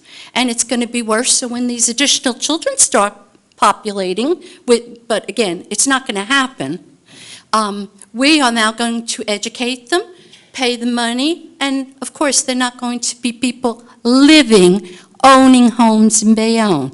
They're going to be transient people in New York, people who take the train, all that crap. Then we're going to get a report on what was done. Oh, we could fit all this, the traffic report says we can do this, we can do that. Check the traffic report around my neighborhood. Crock of, okay? I'm living it. I'm living it. When I was here last time, everybody's saying, yeah, Melanie, that's great. We'll all get together. You're going to get together with me. Sal was going to get together. Everybody's going to get together. I'm not a pawn. You know, I'm not going to be used for political things. I think what you guys did, this administration, the prior administration stinks. This is the only thing that I, in my 77 years almost, can think of that I don't even want to vote. I don't see any good coming out of any of this. So, sure, like this woman said, the lesser of the two evils, I'm thinking, okay, we got Jimmy, we got Sharon, and we got the good doctor. I thought about that. Okay, based on prior things that had occurred, I can see what the prior stuff is, so that eliminates one. Sharon, you haven't been in there, but you eyed just like everyone else did for these so-called buildings and stuff, okay? Nothing against you. Maybe you've seen a different light. Maybe you have a different policy. I would like to see that. And as far as the good doctor, and I don't mean that sarcastically, I don't know him. I don't know him. No one I know knows him. Got a little office or whatever. So what am I going to do? I could either decide with three people who basically, in my heart, I feel like I'm wasting my vote. This woman sat here and talked, and I was like shaking back there because I could feel it. I mean, we had such a beautiful town. Yes, nothing stays forever. But you know something? We elect you people, all of you. And really, as far as I can see, you guys stink. There's no other way to say it. And I might be having a lot of people meet me outside and wanting to beat me on the head. But, no, but I don't mean this. And I'm not doing it for the entertainment. I think you guys know me, that I'm a respectful person. I might not be the sharpest knife in the drawer. But you know something? This is not what we wanted. This is not what you are not listening to the people. Hundreds of times, and I can go and point to every single one and what's been done. You either have people who are afraid to do anything for their political background or gender or whatever they're getting out of it. And then you have the power players, you know. But the power is only delegated to people who can give back to you guys something else. When you start talking about, what do they call it? Help me, Sharon, you know what I'm talking about. Abatements, pilot? Abatements. I've been here 8 years saying, what's wrong with you people? Every meeting I was going, then I didn't even want to go because after a while you got to give up. Now, here's the thing that I really come up for, and really thank you for just listening this minute. I wrote 3 little items I want to know. I want some clarification as to, I hear there's going to be a virtual, I hear there's going to be a meeting at the school, at the Resco School. I would like to know what's going on. Can you tell me today what is going to go on? Are we going to be able physically to go to a school or any other area and look and watch the debate, meaning with Jimmy, with you, and the good doctor? Yes, I've signed up for a debate that's in person at, I committed to a debate that's in person. No, I'm talking the debate. Residence is open. That all the people can go and sit there.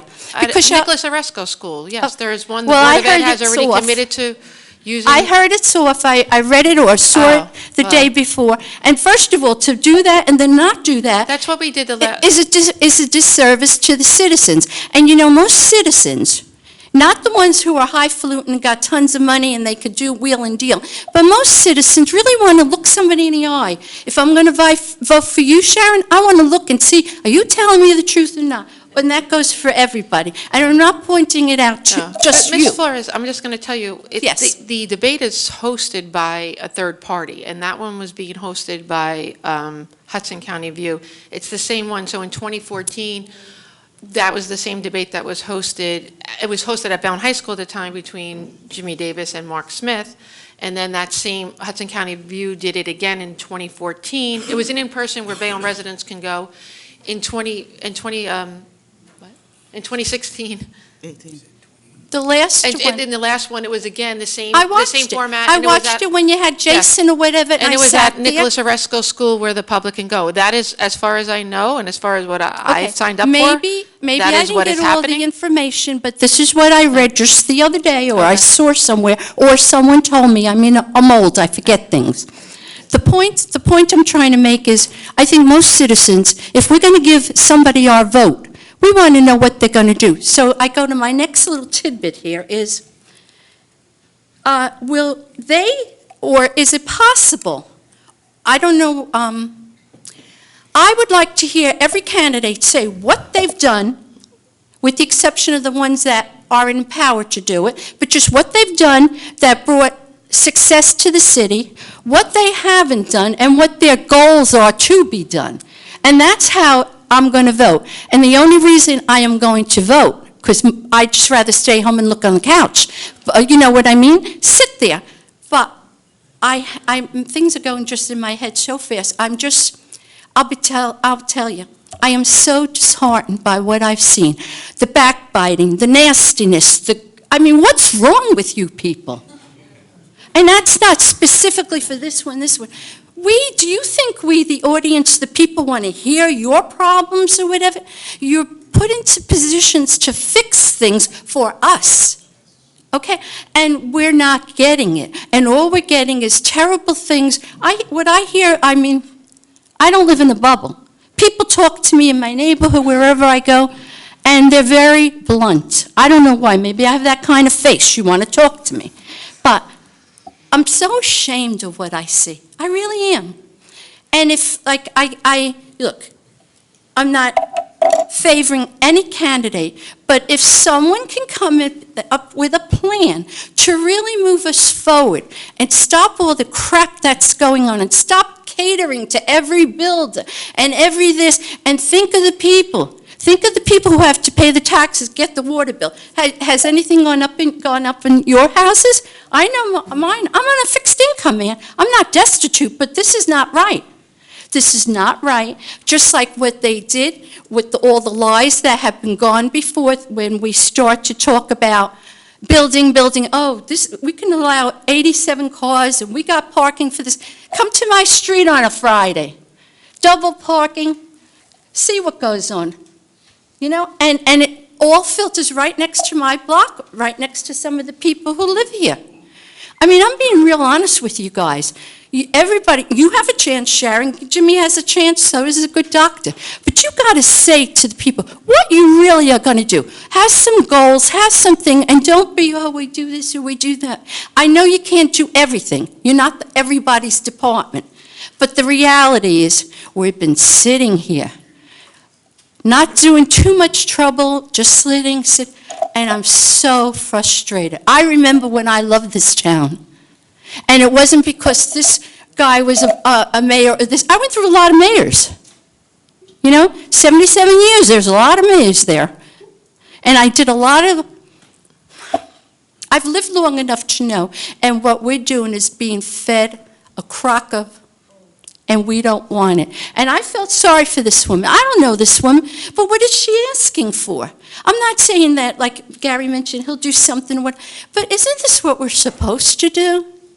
Or do we just forget that? And again, no pun intended to anybody, but do we just forget what we're taught as whatever our religion is? Aren't we taught to take care of our neighbors, friends, or whatever. And, I mean, the example that's being set, I'm ashamed. Thank you. Thank you.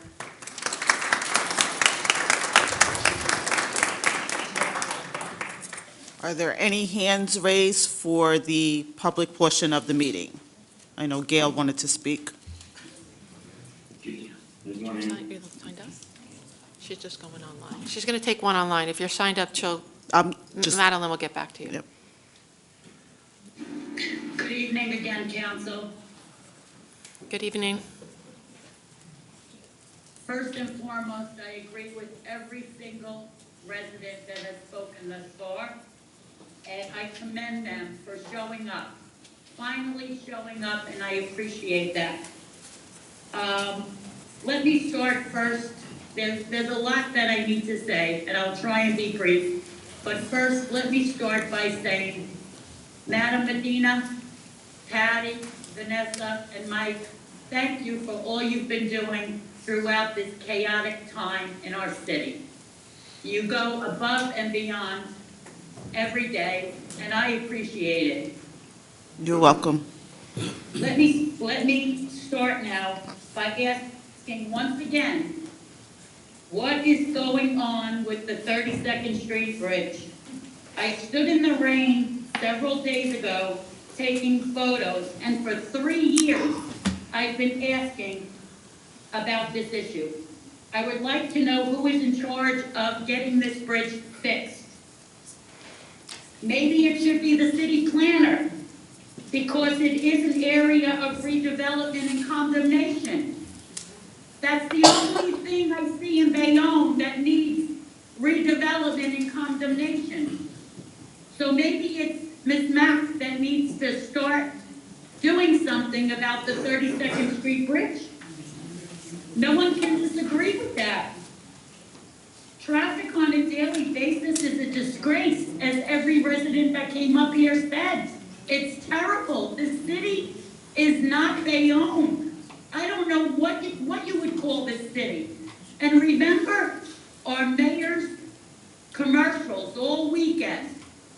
Pause development, do traffic studies, do educational studies like the trustee said. Where are we going to get the money for all this? It's a disgrace. And to the public, the council is the legislative body, and maybe I need clarification as to the process for redevelopment in this town. I know previously that there were developers coming into the city years ago, and they didn't get the nod from the corner office, and they weren't given the opportunity to develop any land here in Bayonne. It starts in the corner office, and then it goes to, I believe, the technical review committee, and no resident that is bipartisan has any say in that. And then it moves forward to either the zoning and the planning board. Am I understanding the process? And then the council gets the bottom line, gets the legislation to move it forward. Am I correct in assuming that? Yeah, pretty much so. That's the way it goes. Okay, so the public comment ordinance needs to be reconsidered, because if I'm not wrong, everything begins with a nod from the leader of the administration. As I said, I remember this many times happening in the city, previous administrations and current administrations. The public ordinance would allow the comments to take place at the very beginning of the development process, the very beginning. And a resolution, after a decision has been made, is mute. It makes no sense.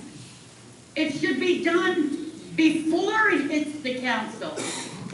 It shouldn't be all this back and forth and time wasting. The deal is already done. And apparently the council is just going by what the mayor wants. Most of the council is doing what the mayor wants. They're being puppets.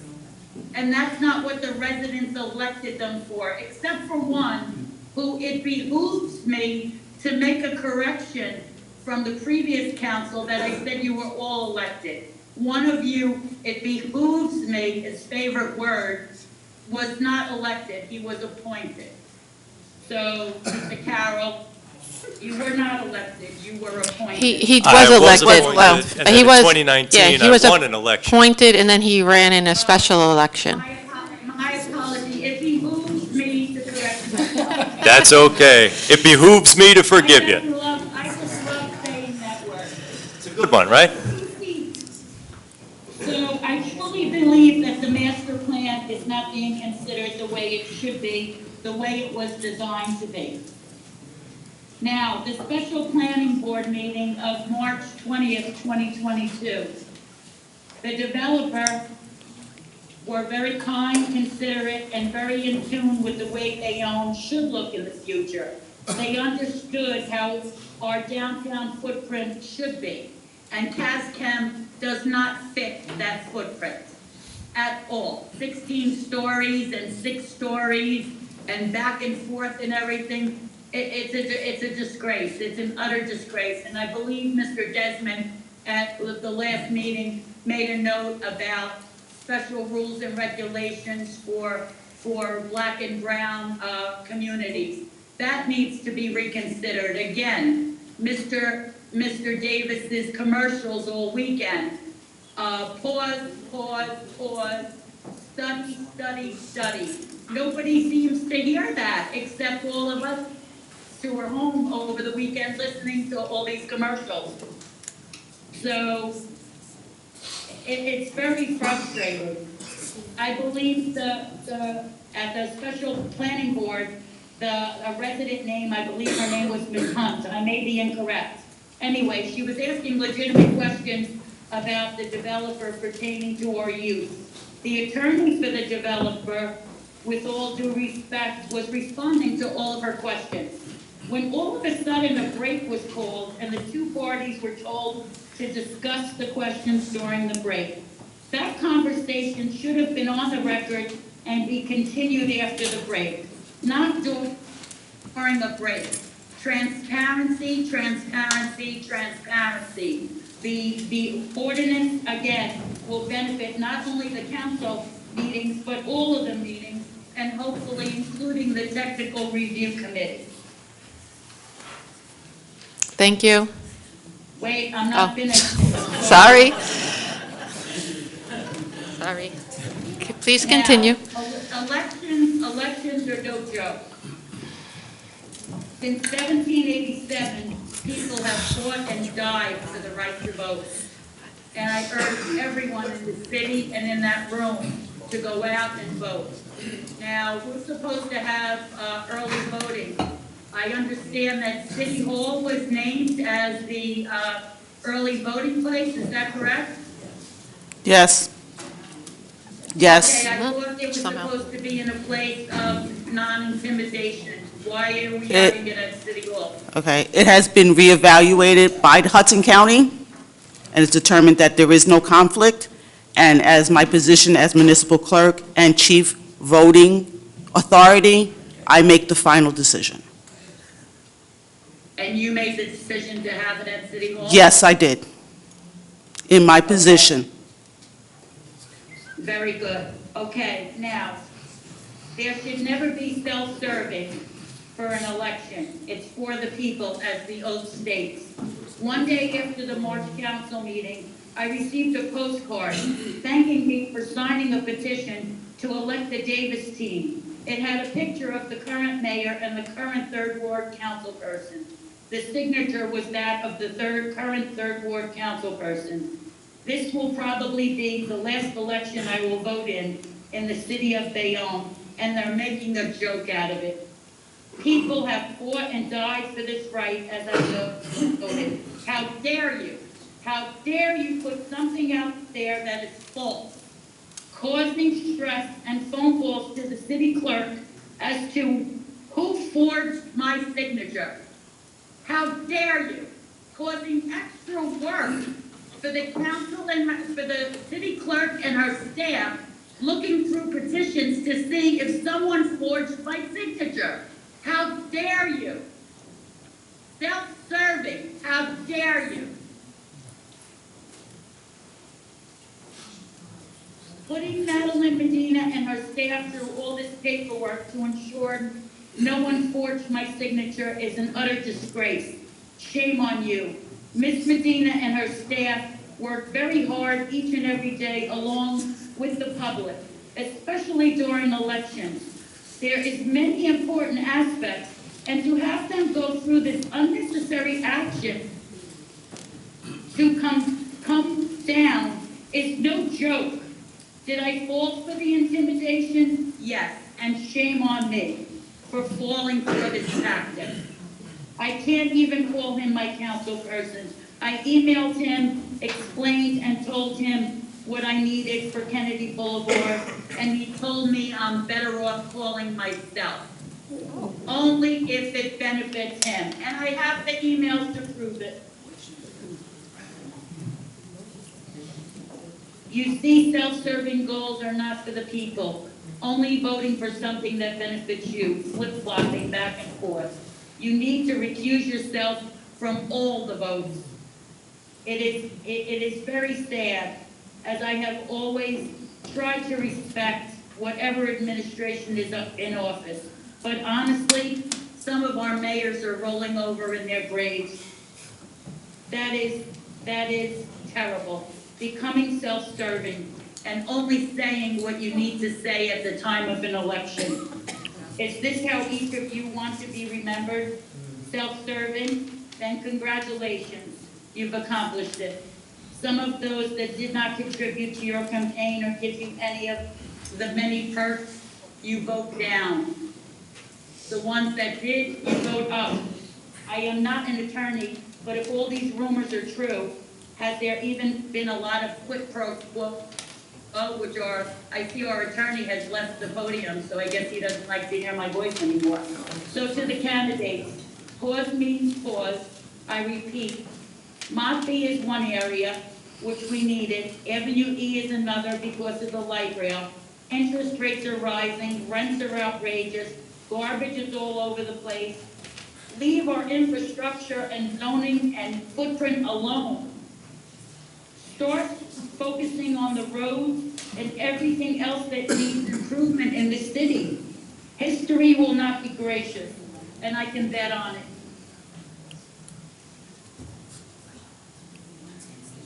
I can truly bet on it. Now you can get on with the agenda. Thank you. It was already discussed on how to vote, and tonight, and be postponed, because the attorneys really didn't postpone it. It was the mayor saying, hold off until after the election, and then your project will be completed if I get reelected. And also, you know, I'll be moving to South Carolina. Oh, sorry, did I say I? No, I mean he, after 2 years. So one of the council members sitting on the podium right now will be the mayor for the last 2 years of the next election, if he is elected. Thank you very much. I got it off my chest. Thank you. Frank Maglio.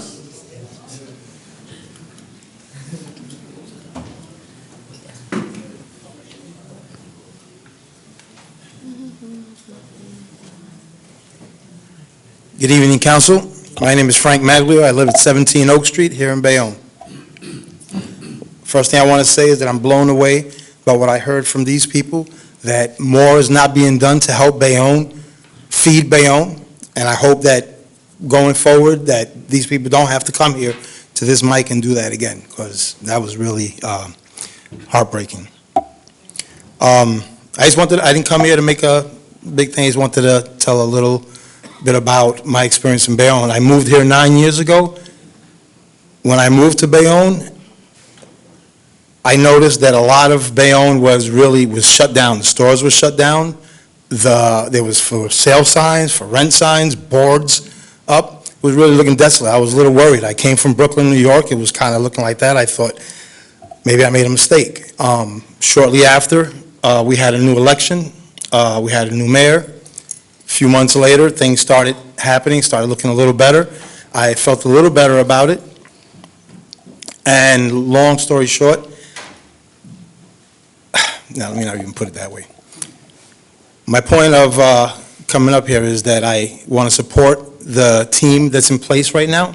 I want to support the mayor this year because I feel that everything that's happened has happened under him over the last 8 years. Things that I saw happen in just a few 9 years that I was here. I started volunteering recently with Mr. Carroll, walking with him, knocking on doors. Yeah, and I trust you, Neil. I got you. So I just started volunteering with him recently, and he came to a door, and a woman says, "I'm sick and tired of what the mayor is doing here. I'm sick and tired of all these buildings that he's voting for." And at that moment, I discovered that, well, because he told her, well, the mayor doesn't actually vote for any of these projects. And I was kind of blown away because I know a lot of other towns, the mayors do have a vote. But it turns out that this mayor does not have a vote. So I was wondering, how is he taking all of the blame for all of the things that are happening as far as development? I'm not for a lot of development. I'm a realtor, but I still don't want a lot of development. We want some development to enrich the city. We want to get taxes from it, right? So that's pretty much what I wanted to say. I actually have one more question, because I know there's a thing with the water bill, because I own a home, and I'm paying a little bit high water bill. Is there anything that's going to be done, or has anybody investigated addressing this water bill? Because we're paying each month, well, not each month, but each year is going up. And that's a question that I actually wanted to ask, if maybe somebody can answer it. What are we doing about the water bill? And was Mr. Carroll correct when he said that the mayor does not vote? That's the end of my question. Does anybody want to address it? I have two questions, the water and the mayor voting. The mayor does not vote, but all, like Gail said on the phone, but all the projects start in his office. They don't come to the council, so they've come through the process that he Right. approved. Right, is he legally required to do that? I don't know. I would guess. Oh, okay. So. I mean, he's not, there's no legal definition of it. Okay, no, I assume But that yes. when somebody brings a project to the mayor is obligated to present it to whoever votes, zoning, whoever it is. I'm not sure what the process is back there. No, I don't think they all get through. Okay, They're selective. okay. And how about the water? Does anybody else? You look like you were. Jay, do hitting you your want to mic. issue a response to Some are right, but the, not all. Well, yeah, I'm sorry, I'm Jay Coffey, I'm the Hi. attorney. There are some projects they're called as of right, they don't need anybody's approval except for the planning or zoning board, they go before a board. If they fit all the strictures and limitations that the town has set forth, then they can develop, and really the council has no say over it, and the mayor really has no say over it. There are others where there's redevelopment agreements and financial agreements, and the way those do flow, they would start at the executive level, at the executive branch. And in fact, the financial agreements have to be, under the statute, have to start with a recommendation or reference, a referral to the municipal council for consideration and approval. Okay. But there are all sorts of avenues for how something can get developed, not necessarily going through the executive branch or the legislative branch. But every financial agreement does come to us with a letter of recommendation from the Okay. mayor, Right, by right. law. Right, and then you guys get each one vote? Okay. The water. Anybody want to tackle that one? What are we going to do about the water bill? Well, excuse me, did you have something? Don't you vote on the planning board? Well, the plan, Yeah, Who votes on the planning board? yes, I do, I'm on the planning board also. there's a municipal there's a mayor's representative and a council representative on the planning board. And yes, I have sat on the planning board for the council, so has Mr. Galise, and so has, I mean, not Mr. Galise, Mr. La Palusa and Mr. Perez. Okay. It was, so you want to talk about the water bill? Yeah, I was just wondering if there was... For, like, I think 22 years ago, I had, in response to complaints from residents, I had put an RFP out to contract with a law firm to look into the contract I'm sorry, did And- you say 22 years ago? No, 2 years ago. Oh, 2 years, I'm sorry. 2 years ago, we had put out, I had requested that we put out an RFP to get a law firm to look into the contract to make sure that everything that was in the contract was being provided by Suez, because there's a lot of overlap where work that Suez was supposed to be doing, our DPW workers were doing, and again, that's double paying, because we're paying Suez through our rates, and then we're paying our workers to be doing that. And we had them look at, to make sure all that. And it took a while. They were hired and awarded the contract through the council, but they didn't know they were awarded it for several months later. There was a report that came back, and there's also an issue, but all those, and the legal counsel can correct me if I'm wrong, but every year, when the rate does go up, it has, that Suez presents, it does get signed off by the mayor before it goes forward. Okay, the mayor signs it. Yes, So he what does. was the outcome for that? Do we have a way to get rid of that, the company that's in control now? That How do we- avenue is still being I heard explored. you say that we were going to stop it, so I'm just curious, I what's did- the plan? Seemingly not without buying out. And How do we buy it out? we would have We, to the city, bond. the Yes. taxpayers? Yes. Well, For there how are much? there are, To the tune of several hundred million. So Frank, when this came in back in, I believe it was 2012, I was a commissioner of the MUA, and I was the only commissioner against this. And there were several reasons, because we gave up a lot of our assets. There was an increase built in for 40 years, and that was the Suez deal. And there was the largest hedge fund operator in the world did the financing for it as well. Okay. So some of the other reasons that I was against this was because even if you try and conserve and save, and you're not going to use the water, it works against you, because the formulas that they put into this were, if they don't hit their goal for the amount of money to collect, they raise it in your next bill. So all these reasons were reasons not to vote on this, and I screamed and I yelled. I wrote letters to the editor, I put stuff out on social media, and we had a handful of people show up at the meeting. And that's an issue too, when people don't show up at the meetings, and then 10 years later, they come out and they say, how could this have happened? And that's what happened in this deal. And so every year, you're getting a minimum increase.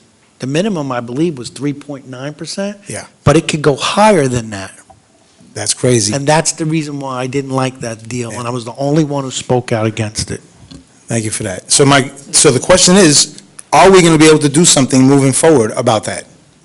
It would be very difficult to get out of this contract without having it cost millions, hundreds of millions of dollars at this point. We accepted money from them as part of that deal, and in return, they have a revenue stream, they call it. There's one other element that's often not talked about, and that is the rate stabilization efforts, which come from the fees put on the fixtures in new buildings, and stop me when I'm wrong, but every new building that goes up, and we've had a long discussion tonight of the good and the bad of development, but one of the good is they have to pay a fee on each of the fixtures, and that fee is then used in an effort to stabilize the ever-increasing increases we get.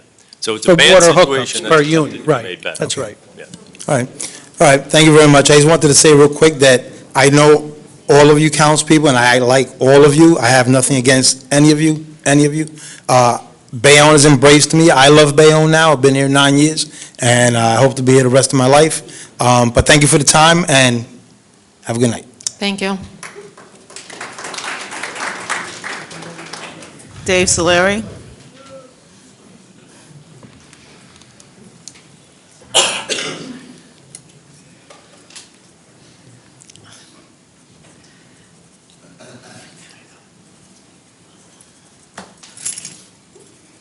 Mr. Solari, you got your boot off? Past my bedtime. Did you get your boot off? My boot? Yeah. It's been off. Oh, okay. Yeah. You're walking better, okay. Yeah, no, I just don't have my cane today. Oh, okay. Mr. Carroll, just like you said, the hookups, but that's been in the works since Mayor Smith, when they sold the water. So there should have been a lot of money still left over from the last time. And no, we still don't know where that all went again. All right. I see we tabled 06, 07. This is all because, and 08 we tabled. Is this because we're going to wait for after the election? So we find out who is the mayor and who's not the mayor?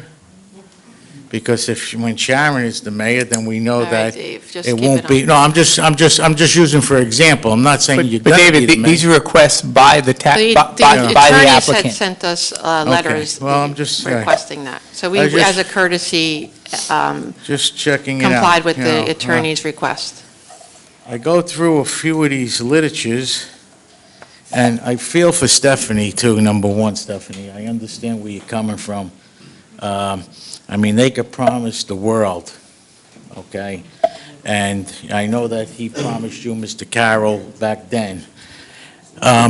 There is maybe one piece that we could probably give her, and you could split it down the middle.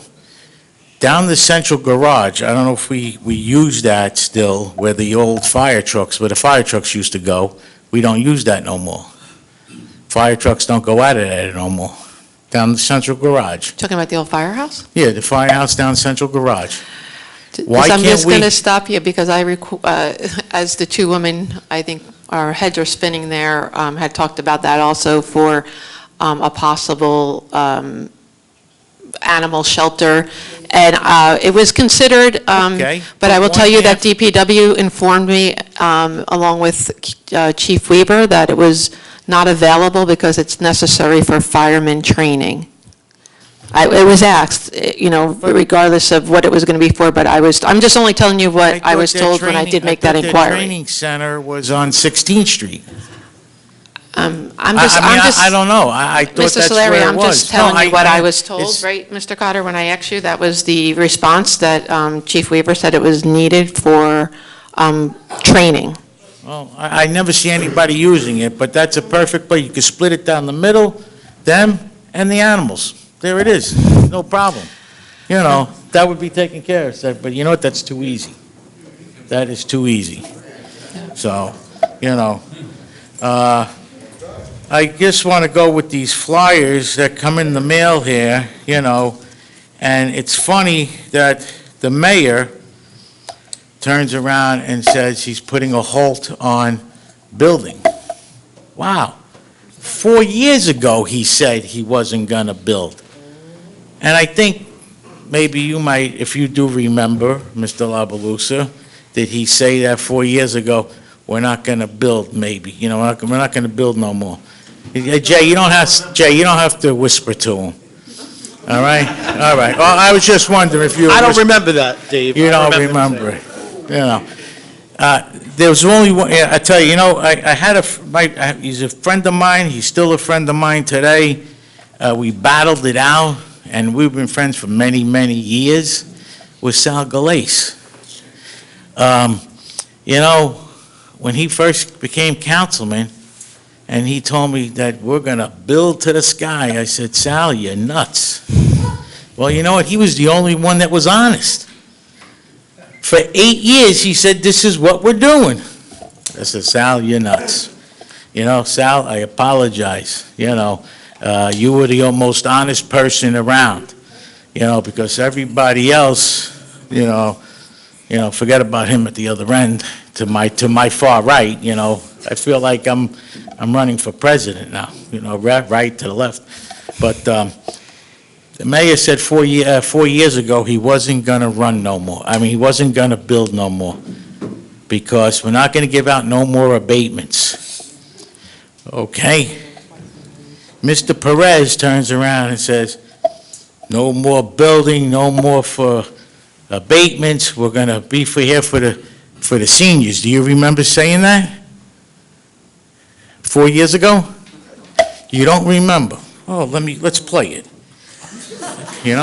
I did say I was going to find the tape. for the sake of public input, or Well- public knowledge, there's the difference between pilots and abatements. Wait. We tend not to tell the whole story. He said, we're here for the seniors. You don't have to stick up for him. You weren't around when he said this. No, but you. Wait. You weren't around when he Okay. said this. Let's play this. In the, It's only going to take a couple of seconds. What the senior citizens are paying here in Bayonne, the same thing, because it's not fair that the seniors are burdened with the taxes and the people here that live in Bayonne burdened with the taxes. All right? It's about, well, you're here for the seniors. Where did you help the seniors in this? I cut out pretty convenient. All right? Where did you help the seniors? You know, you didn't help nobody but yourself. Okay? All right. So, Mr. Perez, you were wrong. If you didn't understand it, I will play it to you on the side. If you want, I'll stick around still, you know. But that was the old Jimmy Davis saying it. Now, all of a sudden now, Mayor Davis turns around and goes, we're going to stop it again. What is he taking, all the citizens in Bayonne as a joke? Who are jokesters to him? Now he's going to check it all out, see, no more development in the city. Because you know what? He's running scared. And you guys are running scared. All right? You could look behind you. Don't worry about it, you know. But you guys are running scared. But he's going to build still down the MOT. Fine. Build all you want. That's where you should have went sky high. Down there. All right? Mayor Davis knows what he's doing. After the election's over, he do what he did in 2016. I never said that. I got that too here, but I have to go through it all. When he was with the Jersey Journal, when he told the Jersey Journal he was stopping everything. So, you know, Mr. Carroll, just like this young lady said, she don't trust you. Nobody trusts you. I don't trust you. Your aunts and uncles don't trust you. Nobody trusts you. You know. The only thing I got to say is that Mayor Smith starts smelling like a rose more and more. Because you guys, Perez, and LaBalusa are all in bed with him now. I mean, come on. It's whatever he wants, you guys are going to do. You guys are selling your soul. All right? You sold your soul. You sold your soul. Gary, you sold your soul plenty of times already. Okay? I disagree with you, Dave. No, I got the you best wanna. voting record of probably anybody wanna. on the council. You wanna. Yeah. You got a county job. You sold your soul.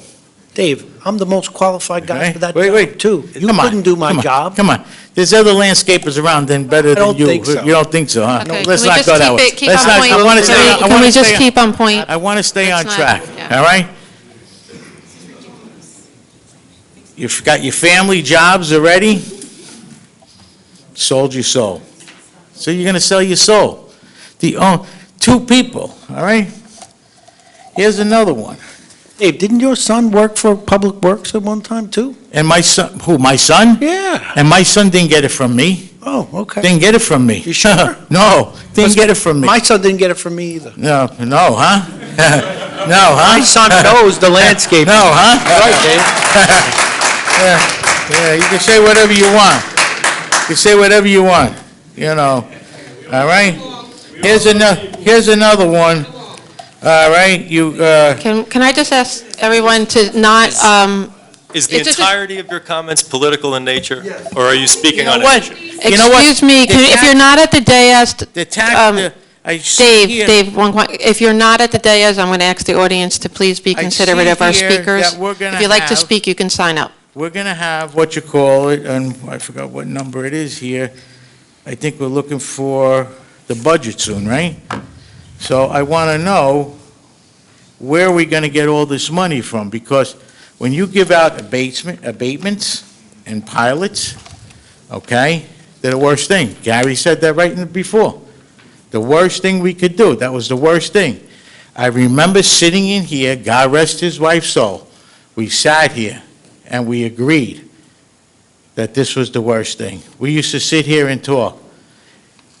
I used to talk with his wife, beautiful lady, all right? And it's a shame, and she was a friend of mine, too, all right? So I'm just going to say that right there, and we'll leave it like, I mean, you're still my friend, no matter what, you're still my friend, But here it is the budget, okay? Jersey City almost went bankrupt because of all the abatements, all right? Almost went bankrupt because it all started with Jerry McCann back then when he was mayor. And then it went to Schundler, and that was it. Then it just started slowing down, okay? Now, a lot of abatements are done, okay? But they had to wait 30 years. Okay, my future mother-in-law was paying $5,000 up where she was, all right, for one family, all right? My future wife was paying $7,000 in Country Village. So one day, we're sitting down, we're talking, I was talking to the former Councilman Brennan. He said, don't worry. He said, this election, you'll see. Well, the election came, the assessments came around, the abatements were up, and what happened? All downtown Jersey City that was paying those $10,000 are now paying $45,000. All right? We have to wait for that when these buildings are all done. So just say, I'm just going to give a ridiculous answer, that just say they're paying $50,000 when they should be paying $150,000.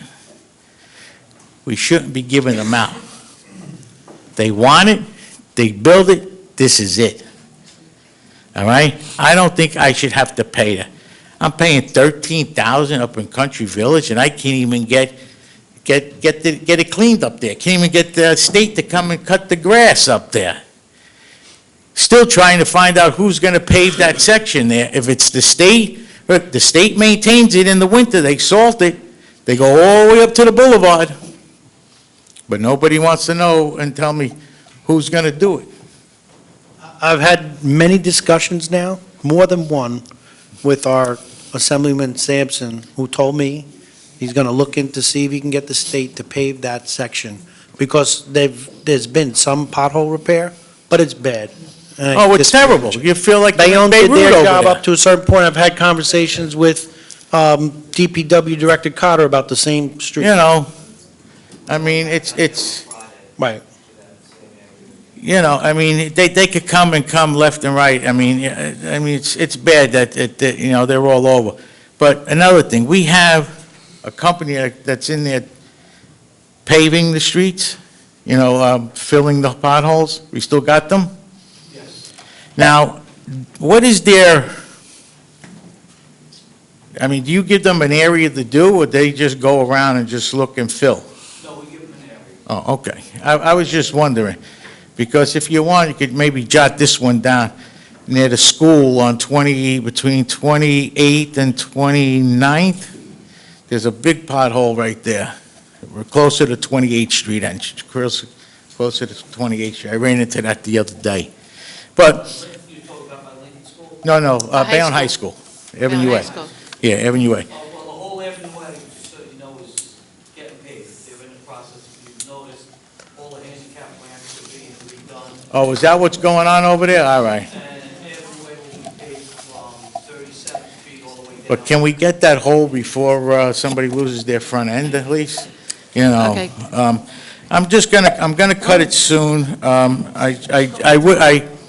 Good luck for everybody, Sharon, you have a tough road. Thank you. I don't count you out. I count you in. You're gonna be there. I'm going to ask everybody just not to refrain from political No, statements. I'm just wishing everybody luck. But I just gonna say, guy's shaking his head, wishing him your luck. Thank you. I heard you wishing me happy Easter too, our friends of Palermo. Yeah, oh, well, you see, I missed both of yous there, Okay, But- so and I'm also Yeah. going to, So, I just hope that, whatever it is, I just hope that that the mayor, if he does win and he doesn't get the full slate, because you know why? I'm going to tell you something right now. This is where we're going to get hit again. The $95 million that you guys have been putting off, you three. All right? That $95 million you guys want to bond the hospital is the worst thing in the world. Okay? I mean, come on. We have the buyer's there. He bought the hospital already. Why are we taking it away from them? All right? The Bayonne Hospital now is selling all their assets. Okay? What's that telling you? All right? Nurses are leaving. They have agency nurses in there. Aren't they telling you guys the truth? You guys got to think about the $95 million, because you know what? It's not just coming out of everybody's pocket. It's coming out of mine, Stephanie's, everybody else here. Okay? I mean, we're going to have to hiring more police, more firemen still, because we're building more. And when you build more, you got to get more. All right? So where are we getting this money? This is going to have to be added in the budget, the $95 million. Please, you're choking us. How much can you choke us for? Is this going to be another sellout for you guys? I mean, don't you guys feel guilty, Mr. Carroll?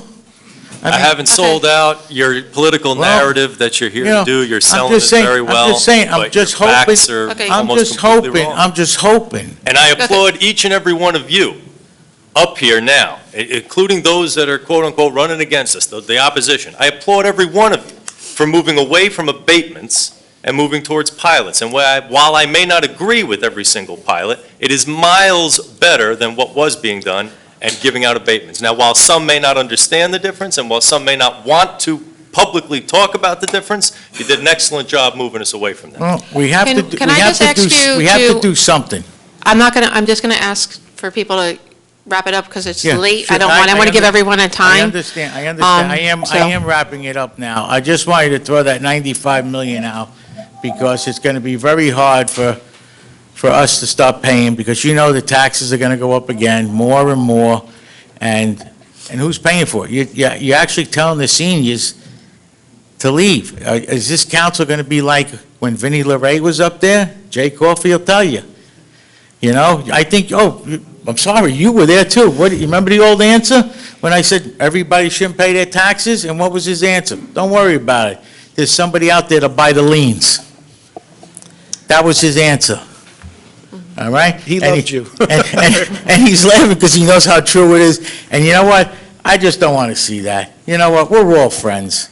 All right? So God bless you all. Good luck, and see you. Have a good night. Thank you. But before we continue, we're not going to allow any more political comments at all. So, you know, when you come up, you know, try and keep it in respect for everyone else. It is almost 10 o'clock. We aren't even through public speaking. So I just ask everyone to come up, say what you're, stay on topic. Peter Franco? Perfect timing.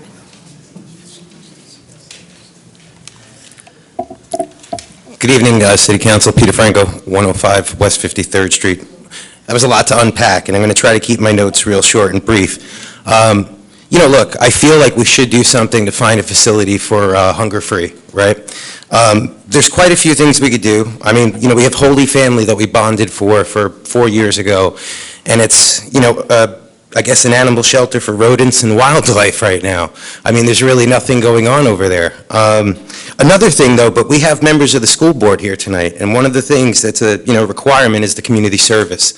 You know, maybe there's possibly a way that the school board could link up with Hunger Free Bayonne, because they are a nonprofit. Kids could earn their community service credits, and maybe somewhere along the line, the Board of Ed could, you know, work to utilize a facility, you know, to house the produce.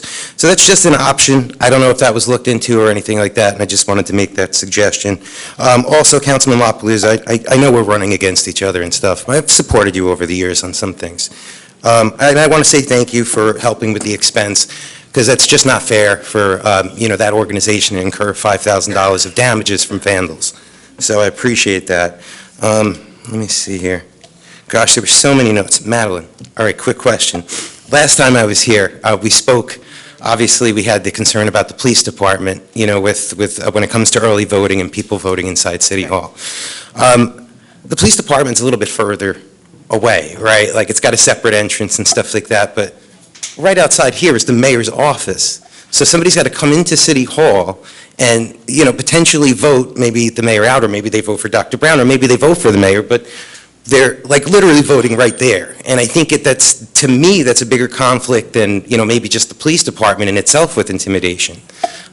You know, so I just, you know, I don't know what changed from last month.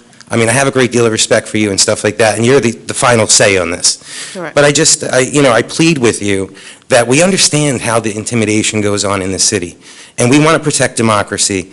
And I feel like the library was much more suitable. There was more parking. There's no parking outside of here unless we're going to move the police vehicles that are parked out here all day long.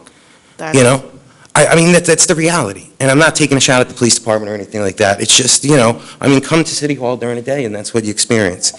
So you know, I don't know if that's set in stone and if there's a way that, It you know. is set in stone. Okay, well, that's just, you know, it's unfortunate. I respect your decision and stuff like that, but there is, you know, that concern of intimidation there. I think that's most of my notes here. But, I mean, another thing I noticed, so 04, 05, 06, 07, 08, the redevelopment agreements or, you know, financial agreements and stuff like that. You know, there's a lot of talk about pausing, you know, development and stuff like that, you know, politically on different sides of the aisle. And I'm not excluding you, Sharon, in this, because I feel like everything that we have, you know, experienced throughout these past 8 years, it's also you and Jimmy. So, you know, I understand Mrs. Flores' frustration because I was here. And there was a comment made tonight that this was the last council meeting before an election. Okay. I don't know if that was meant to be shady, you know, or throw shade at me and stuff like that, but I'm not really concerned with that. What I'm concerned with is that this is now the third last council meeting before an election that I've been to. And what I mean by that is I was here in 2014 fighting, I was here in 2018 fighting, and on May 10th I'll be here still fighting, right? I've been attending council meetings since 2012. There's almost nobody here on this dais that has been here fighting for me, you know, fighting like me. It's frustrating, you know. We talk about impact studies and stuff like that. For crying out loud, in 2017, the school board turned around and sent you guys a notice, a resolution that they passed to say there's impact here. It's so irresponsible that you would pass 25,000 units and call for an impact study 8 years later. It's just, I can't fathom that. And I'm not taking a political shot, but it's so frustrating to have come here for a decade, through 2 administrations, and see all of this stuff. I actually looked on my website because, believe it or not, I forget some things too. And I had to refresh my memory of, you know, 2017 when I'm up at the school board and I'm calling for, you know, what's the impact and stuff, and pushing for them to push a resolution and come to the council meeting and fight, because they're a stakeholder in this.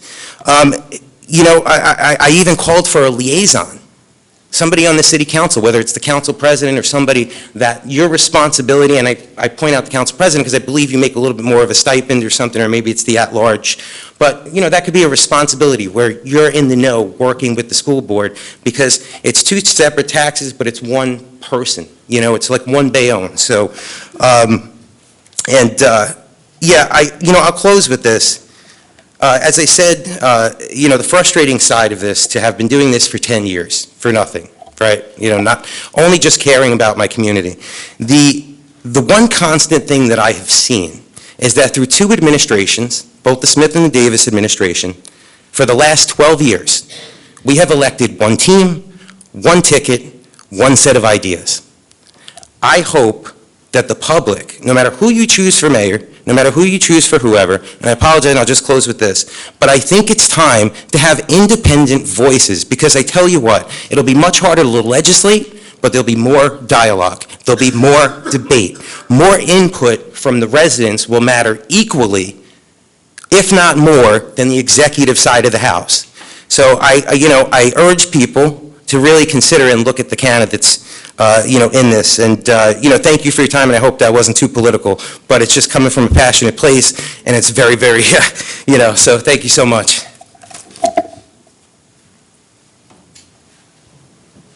Jack Smith? He left. I think he left, Is he? yeah. I think, yeah. Jamila Vanilla? Oh, I guess they left too. Joe Wisniewski?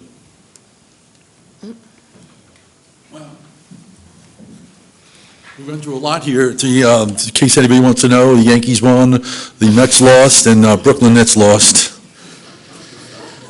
I had Brooklyn +4, so I was a little bit upset there. How many did they lose by? Sorry? How many did they lose by? I think not, but they lost by more than 4, that's all I care about. But anyway, I agree with some of the sentiments here. It's Joe Wisniewski, 100 East 23rd Street. One of the main reasons why I'm here today is because I guess I'm part of the, when everyone talks about the impact study, I guess I'm part of the, I'm part of the experiment, I guess I should say, because back years ago before, the east side was very quiet, residential area, I wanted to keep it that way. Since then, the quality of life has deteriorated drastically, and, we've had a lot of problems going on the east side, and it started when the mosque was built, and everyone called me a racist because it was the mosque, and it had nothing to do with that. We just didn't want a major development there, whether it was a movie theater or a shopping mall or anything, and now every Friday, there's a tremendous amount of traffic on the east side, and it comes down Miss Flora's block, and then it comes down, Janet Walchik had recently passed away, the bar, they take her whole parking lot. I don't know if there's any zoning laws or anything in there, but all the cars were piling in there, and then down my block, they come down there as well, and my brother is handicapped, he lost one of his eyes, and we had put a cone, and put it there, because even though it's a handicap spot, on Friday afternoons, we put a cone there, and then they just took it and threw it and took the spot there. And, the biggest complaint we always had back then was, the quality of life and the traffic studies. As far as I'm concerned, the traffic studies are garbage because they've never come to, everyone's saying, oh, there was never going to be a problem. But now on the east side, it's been a major problem all the time. There's always a problem. And whenever these traffic studies were done, it would just turn out to be just a complete lie. So now, with this development that's going on, with the development here, with Parkview Realty, that's the unit, that's the 180 units on my block on 23rd. My block was just a dead end, it was going down, and now they're trying to make it a two-way where cars are coming up and down, and it's impossible because it's like one way. I spoke to Russo about it, and I even spoke to Sal about it, and I asked him to take a ride down. When you come down my block, you can't, it used to be a dead end, so you used to just go down the block, and usually when I come out of the block, I usually just back up. Now you can't because there's a garage right in the middle of the block, and you can't, the cars are coming down, they're starting to come up and down, and you can either come up or down. It's not a two-way street. So I spoke to Russo about it, and he said he was going to speak to someone else about it, I think it was Lieutenant Conti, about seeing if there's a way of getting that decision reversed, because this goes back to 2017, and I just wanted to get some feedback and see if there's any way of anybody doing anything about that. Sharon, is there any, I know you were on the planning board at the time when it was voted on. I wasn't on the planning board for that one, was I? I'm sorry? I don't know if I don't think I was on the planning. I'm not sure, but I know. I think that might have been Mr. Perez, that was before me. But I wasn't sure if, like I said, all these decisions were voted on, and I wasn't clear on it, and now that it's happened, it's like the light switch was turned on, and I'm like, oh my God. And I panicked because the other day, I was walking my dog, and I see the car coming up the block, and then you see the car coming down the block, and they would just miss each other by inches. And now there's more and more traffic becoming, because the 180 units is only maybe 20% occupancy right now, and it's just going to get worse and worse. So I called the state level as well, and they said unless it's a state road, it's more delegated to the municipal of the city. So I asked Sal a few times to come down there, and he has helped out, and I wanted to see if before the whole project is approved, if there's a way of getting it resolved, because there is something, I think I spoke to someone, and there's a resolution conflict, I think it's called. And I spoke to Alicia at the planning board as well, and, I was hoping that someone could look at this and say, wait a minute, Joe's right, even though it's 30 feet wide, it's one way, and they have it delegated as two ways. So if someone's coming up the block and someone coming down the block, there's nowhere to go.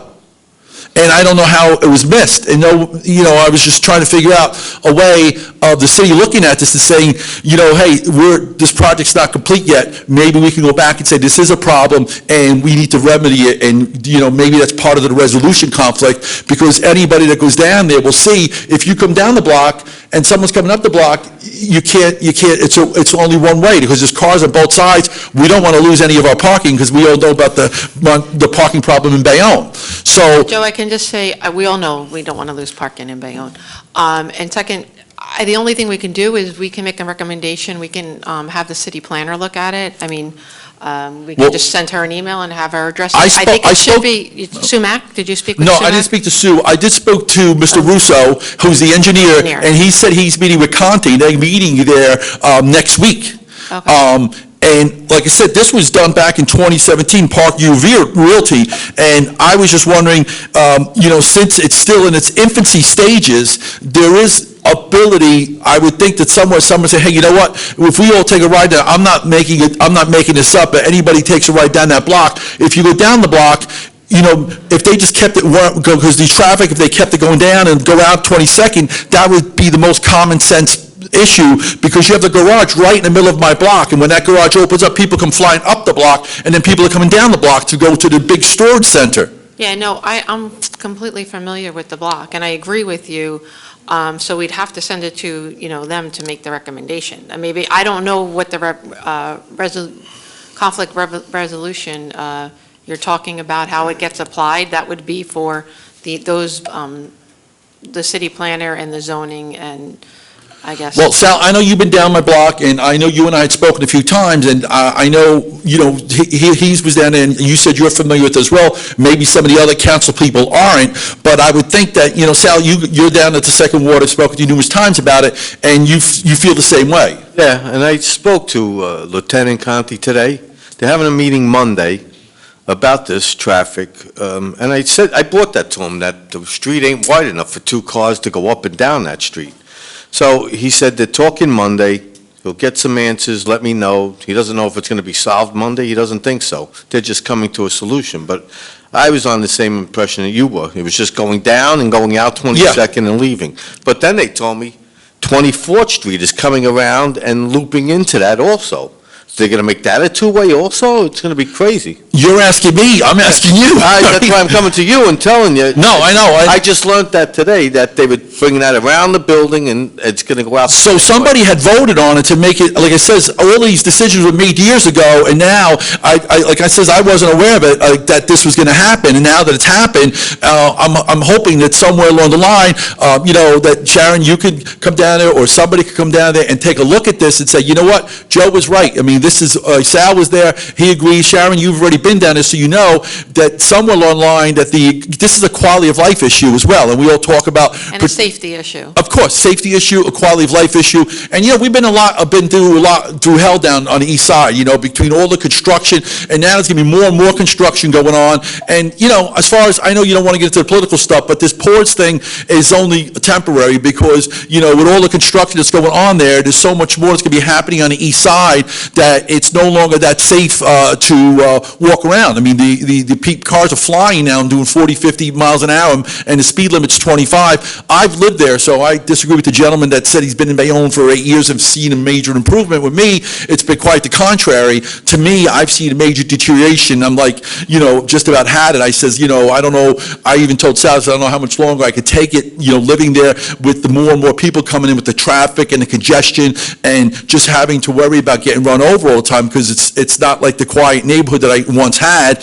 And, and this is just another issue of it. And, with all the construction going on, we had flat tires. Sal even helped me get money from one of the developers because they were constantly getting nails in tires and just car wash coupons. Everybody's car was wiped out. And this is going to be happening all over again because it's going to be happening on Mechanic Street and then the next block over. So to me, with all of these, impact studies, I'm telling you, when it happened to us, and people look at it and say, well, if it doesn't affect you, people don't care, but when it comes to your neighborhood, it does affect you. And I know, Gary, you had spoken against it many years ago, so I do give you credit to that, because you had spoken and said, hey, you should listen to the residents, take into consideration that this doesn't belong here. And even some of the developers off the record, when I spoke to them, it's like, I don't, how did this get here? MOT would have been a great location for it, but 180 units right in the middle of a dead-end block is what they did, and it just built it and just wiping us out. And then on Fridays with the mosques, because they have their prayer sessions, and they come down there, all out of towners that we were worried about, all New Yorkers telling you they're going to take trains in, which is a complete lie. And it's just Fridays at 2 o'clock. I've called Sal so many times. You have the police department down there. They're trying to enforce it. But literally, people just come down there, put their hazards on and just park their car and just leave it there. They don't care. It's like, give me a ticket. It's just, we don't care. And today, there was trucks idling at 5:30 in the morning. So who do I call to complain to at 5:30 in the morning if there's a truck coming down there? I mean, I think the law is 7 a.m. or is it 8? 7. Yeah, 7. So at 5:30 in the morning, who do you call? You call the police department, the non-emergency number, 858-6900. Great, because I'm going to call them because, like I said... It's an ordinance violation, so it's enforced through the police department. And then the other thing is, like I said, right in the middle of my block, they have the garbage disposal there. The truck comes down and picks up the garbage, but it's like parks right in the middle of the block in the early morning hours, and it idles there for 5 or 10 minutes while it was just a bad location. It could have been put somewhere isolated where it wasn't there. I mean, it's just the poor planning between the garage door constantly opening and closing. Right, that's from my front window to right where you are, Sharon, the garage door constantly goes up and down just all day long, and there was no planning at all to it. And now with the garbage stuff, I don't know if anything could be addressed with that. Again, it's all a quality of life issue. Nobody would want it in their neighborhood, but since it's happening down there, and, as much as, Sal has tried to help, there's only so much he could do, and that's why I'm reaching out here and hoping that people take into consideration the quality of life, because that's what it's all about. Taxes go constantly going up, and, at least we want to have some kind of answers, and here I have a major problem, and I'm hoping that somebody can come up with a solution. I don't see a reason why we couldn't have a conversation with the building management about changing the time. I'm not saying they will, but it's not an issue with making a request for maybe a change in the time that they do the garbage pickup, because it's a private hauler. So maybe they can adjust those times to be at a less inconvenient time, or when it imposes so much on the neighborhood. That's one problem, but the bigger problem, Sharon, is the problem with it's a one-way. That's our engineers and city planner, and we can't solve that here. We can certainly make the recommendation and report it as an issue to them, but, that's not our area of expertise, quite frankly. And one more question I want to ask Mr. Cotter, because the only safe place I feel walking my dog during the daytime is at Halecki Park, because it's a park. And sometimes that park is closed. I've complained to Sal, there's like election day, it was like 60 degrees out and sunny out, and the park is locked, and I wasn't sure what the criteria is when the park is open, when it's closed, if it's cloudy, if it's rainy, we don't know who to call, and when is it open, because a few times, I have to be honest, I had to climb the fence over, and I'm a little bit getting too old to climb the fence. My dog wants to go over, and I have to literally climb the fence because it's locked. And sometimes it's sunny, and there's no reason for it to be locked. I wasn't sure, is there any kind of rules or regulations of when it's open and when it's locked? We have all our parks open till dusk. They close But when do they open? in the morning. Well, the few times I've been down, it was like noontime, and the park was locked. I sent Sal, you have to admit, I sent you pictures of my dog standing at the gate waiting to get in. He got in because he squeezed through the gate. I had to climb over the fence. Well, it should be open. I could check. On weekends, we only have one guy that works. If he didn't open that park for any reason, listen, 551-655-4435. That's my cell phone. You can call me. I'll come down and make sure that it's opened. All right? I believe our parks are always opened every weekend. Even on holidays, we go down, we keep guys in. It was closed like 3 days in a row. I'm just making you aware of it. I'm not saying it's not. I'm not disputing that with you. If you ever find that the park is closed, let me know. This way I can address it. Because as far as I know, the parks were opened. If they're not being opened, then I have to know that without me physically going to check every park. If you're in the neighborhood, let me know.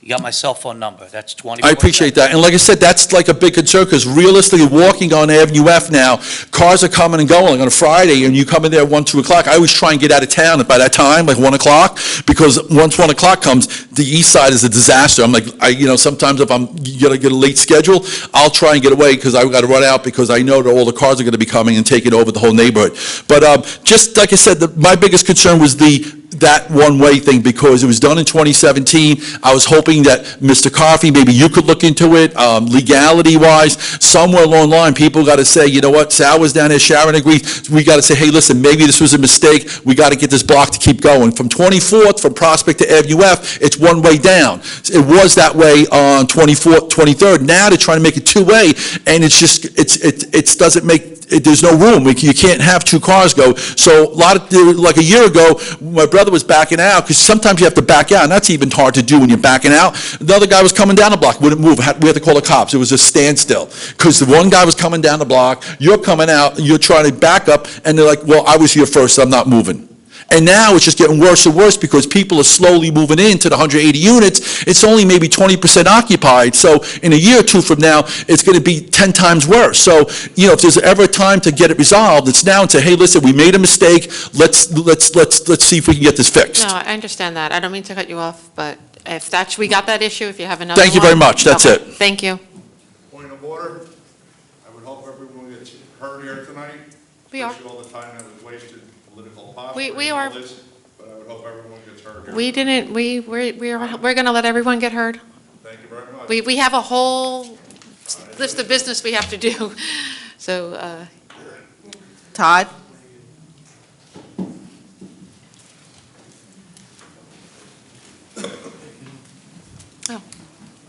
is it Tim? Oh, okay. Well, you want to wait, Mr. Councilman La Palusa, okay. Hello, my name is Todd Ewer. I'm a business agent for Local 164 IBEW. I'm also the financial secretary for the Hudson County Building Trades. If this young lady was here before, if she does get a place, Hudson County Building Trades would be glad to donate their labor to refurbish her place. That's what we're about.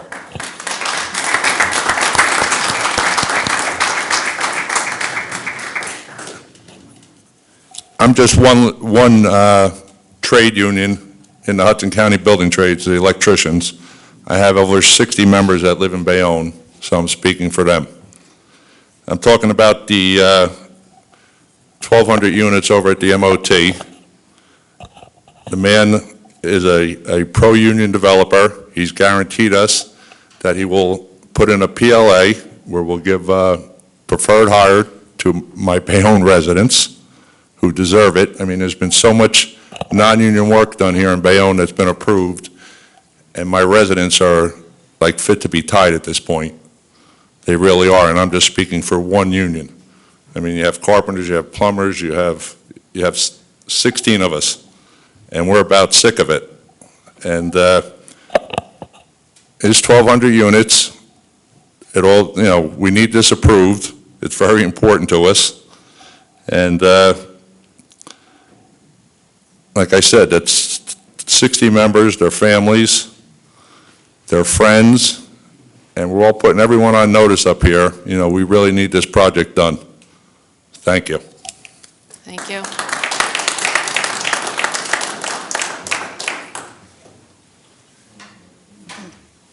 Kyle? Kyle's gone. Jason?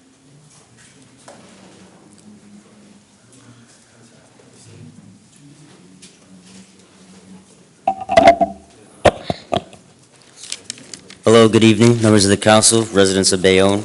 I'm here today in support of the site plan application for the Boré development. Boré developers have been union-friendly for many years and have a great reputation for quality construction throughout New Jersey. They are currently building a high-rise in Newark near Penn Station, which is 100% union. They will be the first developer on Mopey to be built 100% union. Other developers on the base are building zero union and will not even give union subs the chance to bid. That is a disgrace. Someone needs to check what these people on the base are even getting paid. Some are not receiving living wage on the non-union jobs. The Borough development will give new opportunities for Bayonne residents like myself and my fellow members here an opportunity to work close to home. It will also help create new apprenticeship opportunities for local residents. The Bayonne City Council needs to approve this project tonight and allow union-friendly developer to move ahead so we can have shovels in hand and in the ground as soon as possible. The time for action is now. Because when we lack schools, school programs, and jobs, we have kids, young men, and women that lack hope. When they lack hope, they take risks. Growing up as a product of your environment isn't easy. Very few learn to place value on themselves and the wisdom that's been instilled in them through lessons learned from the streets. We cannot have this any longer. The American dream is to succeed and climb up the ladder. The Borough developers are offering Bayonne residents a chance at this dream. With that being said, members of the council, I just have one question. Can we have the ladder? Thank you.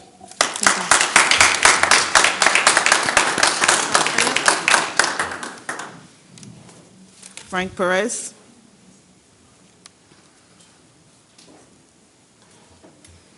Hi, my name is Frank Perez. Hi, everybody. I'm Frank Perez. I live in Bayonne. I've been living in Bayonne almost for 57 years. This will be maybe the first or second job if the union gets it here. Can I just ask you to raise the mic, because people online can't hear? This will be like the second job maybe Bayonne will have as a union. I've been here almost 37 years. I always got to travel out of town. I got to go down the shore, maybe sometimes to Atlantic City. Why we don't give the opportunity to Bayonne to build for all our communities? We could have all my members that could have work, and we are a lot in Bayonne. We have to travel all the time. And I'm a painter from District 711, 1047. Thank you very much. Thank you. Chris Cooper. I think he's He gone. left too. Mike Morris. Is he okay? Oh, 'cause he almost fell.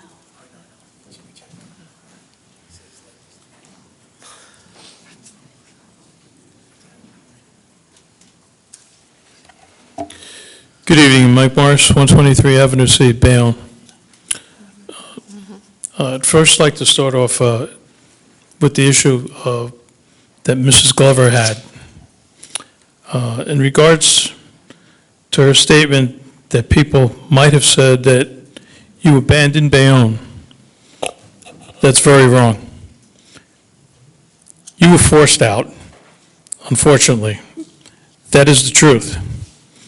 Your domain was bought up by someone else and forced you to rename your organization, which is now Hunger Free. In my opinion, you are part of Bayonne. You're a very important part of Bayonne. I would ask that you would please try to stay here if you can. There are many families here that desperately depend on your services and whatever you do and can do for them. Unfortunately, you aren't given your fair share and, quite honestly, never really thanked for what you actually do. But I appreciate you, and I thank you for that. My other question, because I'm not totally sure of the answer, is who was the business administrator 6 years ago in Bayonne? Joe DeMarco. 6 years ago? 6 years ago, Who was the business administrator? yes, Joe or Karen? In Joe 2016, it would be Joe DeMarco. Joe DeMarco, okay. Would I be correct in saying that Joe DeMarco at some point or some avenue was actually involved in the Borough development that's on the agenda for tonight? Did he have a say in it? Did he have an approval? Did he have a recommendation? Did he have anything to do with it? He wouldn't have approval of anything. He would be involved in negotiations. If he doesn't have approval, he's got to work through the council and through the mayor's I think office. actually And you were the redevelopment council at the time, too, so you worked on it? Yes, that's correct. I'm honestly trying not to make this as a political statement, but unfortunately, it might come out as that, and it's not meant to be. But I do honestly realize that, with all due respect to you, Sharon, that he's part of your campaign organization. And it makes me wonder why somebody would entertain a project like this and then possibly influence it now to deep six it. I guess that's a very blunt way of putting it, but it is a very blunt way, and I don't like to use that word, but my concern is this, is that if we were to deny this project from becoming a reality, there would be very serious legal repercussions. And I understand the amount of money that's concerned, that is actually here on the table, but in all fairness, if a contract or an intent was signed by both parties and agreed upon, there were certain things that had to be done before and in between. And if we didn't act on it properly, then unfortunately, what will happen is we could deep six it, but then again, we could be held liable and breach a contract for millions and millions of dollars. But I will tell you this, within the last 6 weeks, there was a legal case in Jersey City that was heard by a judge. Just I'll use a hypothetical number. The property was sold for $50 million. It appreciated to $100 million. And they wanted to get out of it. The one party. The judge ruled in favor of the plaintiff, not the defendant, so that we had to, or they had to, abide by the contract or deal with very serious legal ramifications on this. So my thinking is that, and it's just my opinion, I think the same would apply here, the same rule of the law, and it might even be considered a precedent by a court. I'm not a legal expert, but that's my opinion.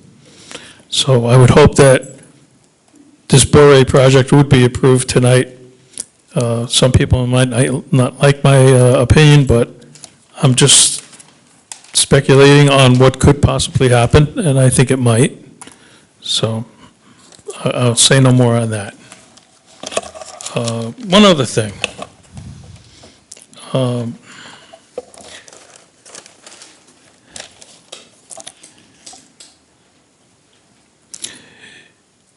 In regards to Ms. Yudetsky's statement, she's not here, but I'm sure she's watching. I have to say this. Number one, she's only pointing out one particular problem that hasn't been resolved yet. What she seems to forget is that Gary LaPalooza, and I make it public, that he is my friend, and I've seen his work. He's more than qualified for his position with the county. Go into Bayonne Park. Go into the other 12 county parks in the area and see the transformation. We'll give you, Mike, no one's sitting up here is going to argue that. We'll give, Gary does a great job. Absolutely, So absolutely. So what I'm saying we'll is, concede that to you. before you come out at him and criticize him for one thing that hasn't been resolved, in her opinion, look at the other good things that he's done. The underpass up at the city line, which was atrocious on both sides. In a matter of days, he had that problem corrected. There was an area of 440 that he had corrected. He couldn't get it all done because part of it was state property, but nevertheless, it was fixed. So, before you criticize somebody, step into their shoes and I don't want to sound sexist, but in her, using her words, but I will say, instead of putting on your big boy pants, put on your big girl pants, and if you can step into his shoes, then do it. Thank you.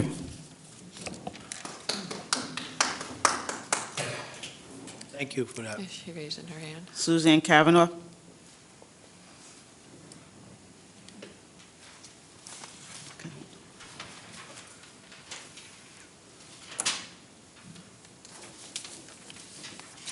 Good evening, everyone. My name is Suzanne Kavanaugh, and I am a city employee, and I'm also a resident of Bayonne. I am here today to talk about, today is the 779th day since our state was thrown into a frenzy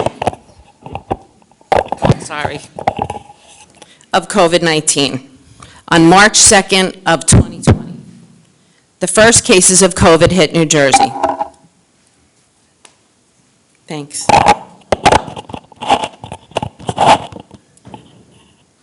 Prior to the declared state of emergency, Mayor Davis formed the COVID task force. It included a committee and a team of professionals like Junior Ferrante, our OEM director, Director Robert Kubert, Chief Geisler, and his staff, Chief Keith Weaver and his staff, Director Coffey, Assistant Attorney Donna Russo, Director Tommy Cotter and his staff, Director Perkins and her entire staff, John Neese, Kenny Kopaz from the Board of Ed, Dr. Singh, Dr. Rabinez, Trina Clyburn, all from Bayonne Hospital, Chief McCabe from McCabe Ambulance and his staff, Dr. John Deducis, our health officer Michelle O'Reilly and her staff, our city nurses, Catherine Lombardi, Kathy Folger, and myself, Suzanne Kavanaugh, as well as multiple other entities who literally gave up our lives for 24/7 straight to navigate this crisis. Mayor Davis and the committee members of this task force worked 24/7 to mitigate and manage the unknown. Because history matters, to understand where we're going in the future, we have to remember lessons of the past. 779 days straight, your nurses, your mayor, Tommy Cotter, your OEM director, your law director, your assistant attorney, first responders, police, fire, Tommy Cotter, the DPW, all on call for 24/7 to navigate through the most unprecedented time in our living history. To date, we have given over 17,731 COVID vaccines at the Bayonne Hospital vaccine site, a clinic that our nurses and health department and COVID task force orchestrated. We have given over 100,000 shots in arms at the Corby Ice Rink.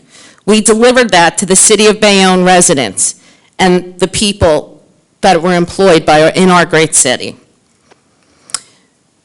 You didn't have to go to Kearney. You didn't have to go out of town. We did that. We did that here. We did contact tracing. We did telemeds. The mayor and the directors picked up seniors and handicapped residents and drove them to vaccine sites during snowstorms. The mayor and his wife delivered food and supplies to families that were quarantined that couldn't go out. We developed a home program for shut-ins to receive their vaccines. We orchestrated testing sites to handle the high demand for testing. We kept the public up to date with the mayor's weekly messaging. We answer our 24/7 hotlines for COVID related to questions from our residents. It was all hands on deck, from the mayor to the janitors in the building. We all chipped in and rolled up our sleeves. We all got the job done. So when you say, Council President, that City Hall is broken, you're talking about all of us. We're not broken. We operate very well. We're professional in what we do.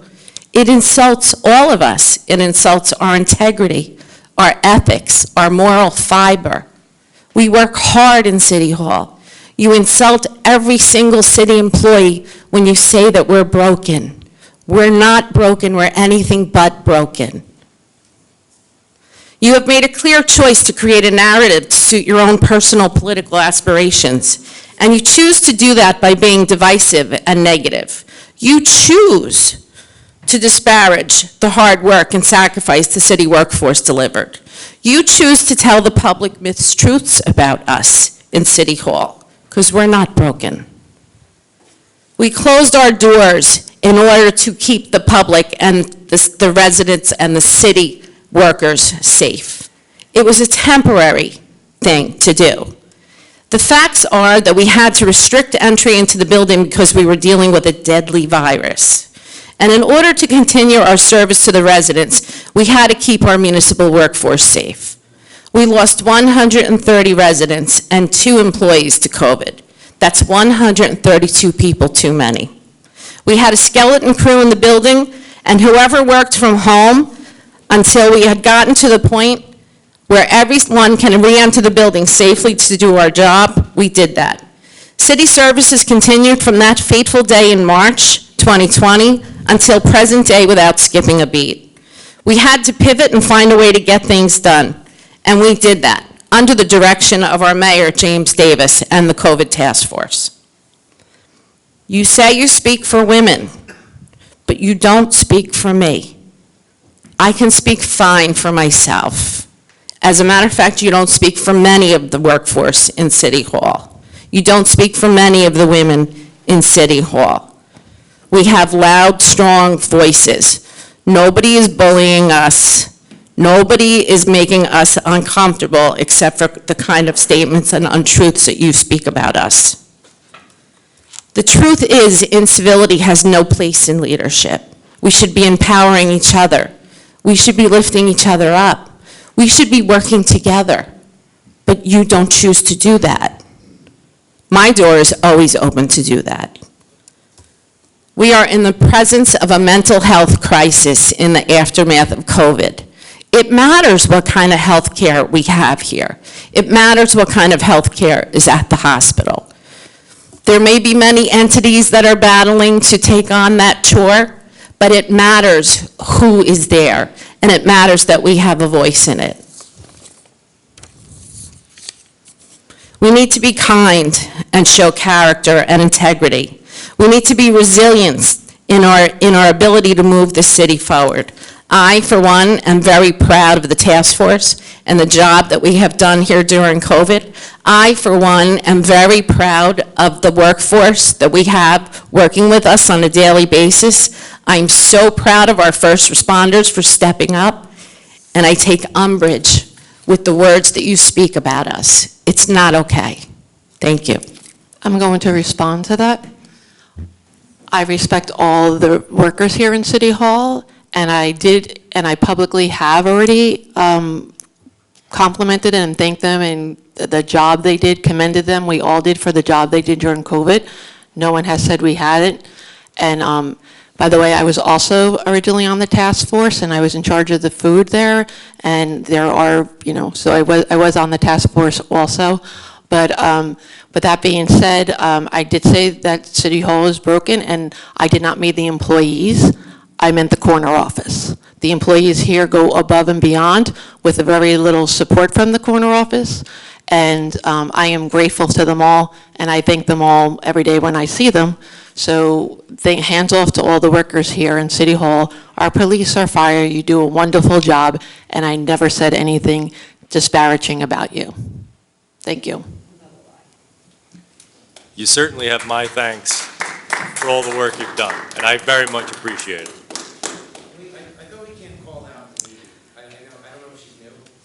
You're doing the same thing. Yeah, but this has been going on all meeting. I know, but it's a little late in the game. I think it started with a comment about my nose. I don't know about it. Maybe I was hearing it. Okay, can we continue, please? Susan Sweeney. Then after Susan, before we close, we'll see if anybody else wants to speak online. Please. Susan Sweeney, 178 Avenue C, Bayonne, New Jersey. Good evening, everyone. It's a late night for me. Thankfully, I'm a school teacher and I'm on spring break. I wasn't here to talk about the pilot or the tax abatements, although they are very important issues as well. Mr. Munoz touched upon them. These policies will affect the state and the city for years and decades to come. I am a little confused, need a little clarity though on one thing, Mr. Carroll. Is the pilot plan expired or did it not expire? You're referring to the issue on the base? Yes. As far as I know, and our legal counsel is going to give you a more definitive answer, there is an issue with the timing, but I don't believe they've been provided further information from the city. So we don't have a definitive answer. I refer you to my right. Let's get that answer. We'll talk about that later. No, he's here. Okay, again, I just am throwing it out there. Timing is everything. No, I should have looked to my right first. Okay. We can address Anyway, it at the time. I'm really here to talk about an issue that I believe is even more pressing in Bayonne. My concern is the increased crime happening here. I can echo Mrs. Glover, except to the point where she said she received no help from Council President Sharon Nash Nadrowski. I know firsthand she was there rolling up her sleeves and helping out. I do agree with her with the crime in the city. As a mother of 3 daughters, a lifelong resident of Bayonne, and a teacher here, this is an issue that needs to be addressed. Sharon, I know you understand this. And for the record, for the few people that are left here, anyone who doesn't already know it, Sharon and I are lifelong friends. Sharon won't gloat. Sharon won't tell you all she did. You can come talk to me. I'll let you know all the things she's done behind the scenes. And never refer to as a bully, as someone in this room referred to her as. She and I talk about these types of issues too frequently recently. Truth be told, many issues Sharon and I have discussed are the initial reasons she went into politics, and certainly why she is now running for mayor. I am not here to bash or criticize the Bayonne Police Department. The men and women of Bayonne's finest, led by Chief Geisler and Deputy Chief Skirbo, have my utmost support and respect. My purpose here is to simply point out what is going on within our city. Let me just say that the frequency and seriousness of crimes that are currently being committed have created a general sense among my friends, my neighbors, and family. We no longer feel safe in our community. Truth be told, this morning I did a Google search to learn more about pilots and abatements so I could speak on them. Much to my astonishment, when I started my search, the headlines that popped out most were more crime-related. I decided my voice needed to be heard here tonight on this issue. In the past 2 months, the following headlines have appeared. 3 Bayonne teens charged with a stolen car after a chase. Jersey City man charged in an armed robbery of a Bayonne gas station. Rebuffed by women, Bayonne man groped her and fled. Bayonne police. 2 Brooklyn men picked up for shoplifting charged with aggravated assault. Bayonne man charged with package thefts in February. Bayonne man arrested in a baseball attack. Jersey City teen charged with a loaded gun dispute in a Bayonne store. The saddest of all, Bayonne man charged with murder of his wife in a stabbing death. I have more headlines and I have more pages, but I don't think I need to make more of my point. I think you understand where I come from. I want our town to remain safe. I want my town to remain comfortable, and I hope that you all can help me do that. Thank you. Thank you. Before we close out the public portion, are there any hands raised wishing to speak?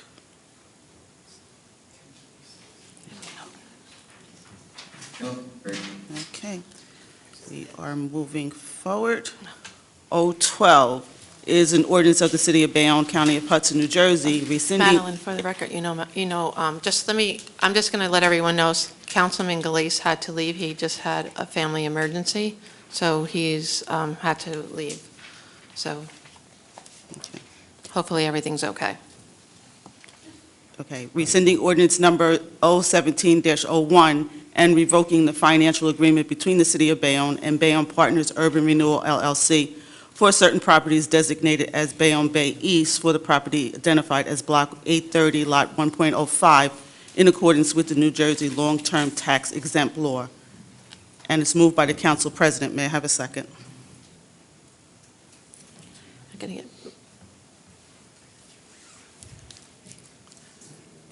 With no second, It doesn't die. We have to vote on it. You need a second before you can vote. Okay, well, I have a question on it. I want Okay, go questions ahead. answered on it. Hmm? I have a question for our attorney on this. Sure. So, Mr. Wichiscala, so in section, just a simple yes, no would be fine. So on the project described as the 850 units, section 11.03 of the agreement, the financial agreement, states a modification, there shall be no modification of this financial agreement except by virtue of a written instrument executed by and between both parties. Is that not what it says in there?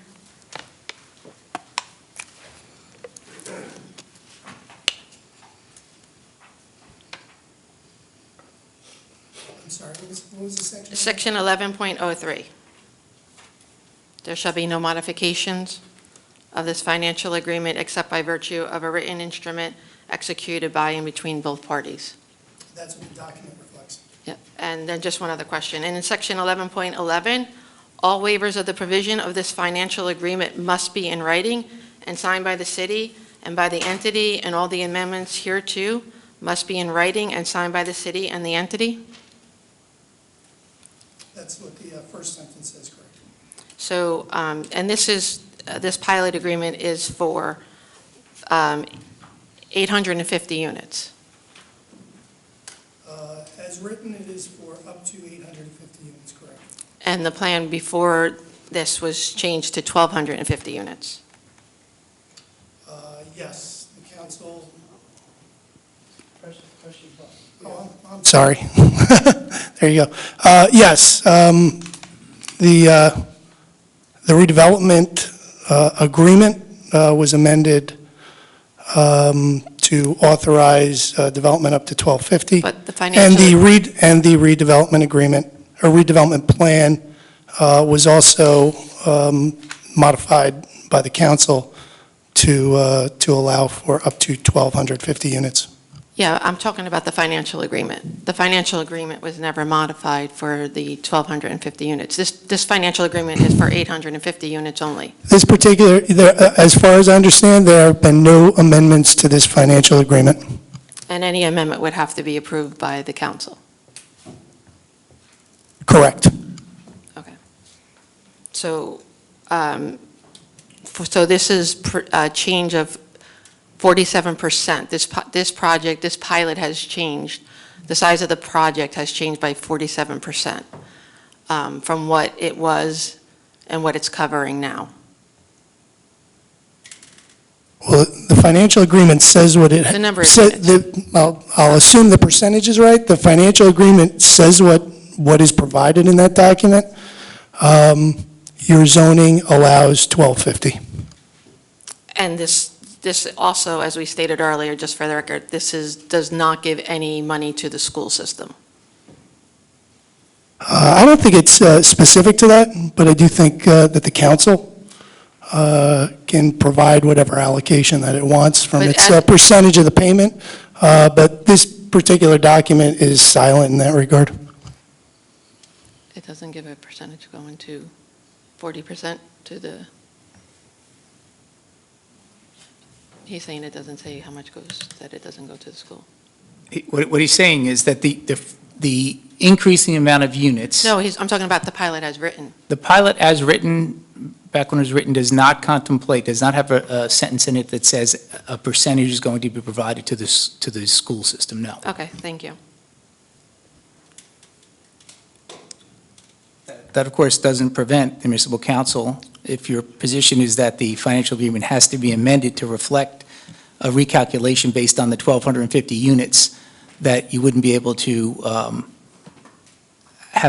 make an attempt to incorporate language within the body of the financial agreement. Actually, it's not obligated on the part of the developer. That would be something that the city would do. The city Yeah. takes in X amount of money, and then from the city's money, the city would have to voluntarily cut aside a portion to provide, whether it's 5%, 10%, 30%, whatever you want to do. Right. That's the city's responsibility. The council can do that of its own accord. That So was just my like- suggestion earlier, was that out of the city portion, separate from this, rather than amending this, the Board of Ed will still get the 10% if we deem I said we to do give that it right to now. them. We should put that motion in. So But I'd just like to ask one more question on this.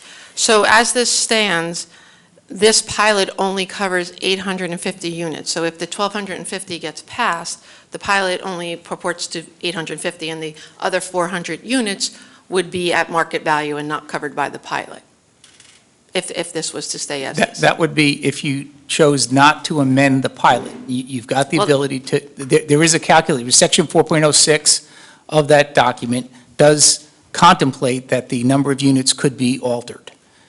Yes, but it have to be done. But as it stands today, because we're not altering it, it would only As it stands cover. today, it only covers 850 units. And how do we determine what 850 units, is that is the first 800, is it the last, is it the least expensive, the most expensive? Like, how would we determine that? One I would think building? it would be the first 850 units, because those first 850 units are the ones contemplated by the agreement. You have an approval for 1,250, you've got a financial, that's in the redevelopment agreement, and the city has already passed on that. The financial agreement, however, has malleable language in it that says if there is a change, you're going to have to Yeah. recalculate. How that's done can be done if in fact the municipal council wants to amend the agreement, that can be done at that point. But to say right now that the financial agreement is void is a step that I think the or redevelopment council has said is not the case, that there's an existing financial agreement, there's an existing RDA, a redevelopment agreement. But okay, I'm not going to belabor the point. It's just my opinion is that it's the financial agreement's for a different project. It's for a project of 850 units. The project that's before us is 40% change in project, which would deem it a different project. But that's my opinion. It's the same project, different numbers. There's no doubt that the redevelopment agreement and the financial agreement go somewhat hand in hand. And if the municipal council has already acquiesced and the planning board has already acquiesced to the fact that there would be 1,250 units, I think it's a reasonable assumption to make that the financial agreement would, in concert with that change, be amended. Now again, you're right. There has to be an amendment. That has to be approved by the municipal council. It's a two-party deal.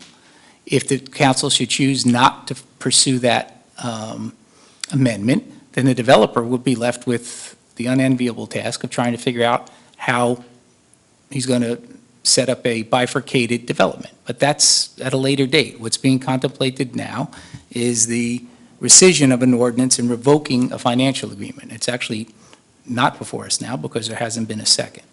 But in answer to the questions, that we have legal counsel. Before we leave this issue, I was deeply concerned about this, and I rose my concerns at the caucus meeting, and they were promptly ignored, and I believe that was a violation. With respect to this and the two ordinances to follow later on, there are two issues here.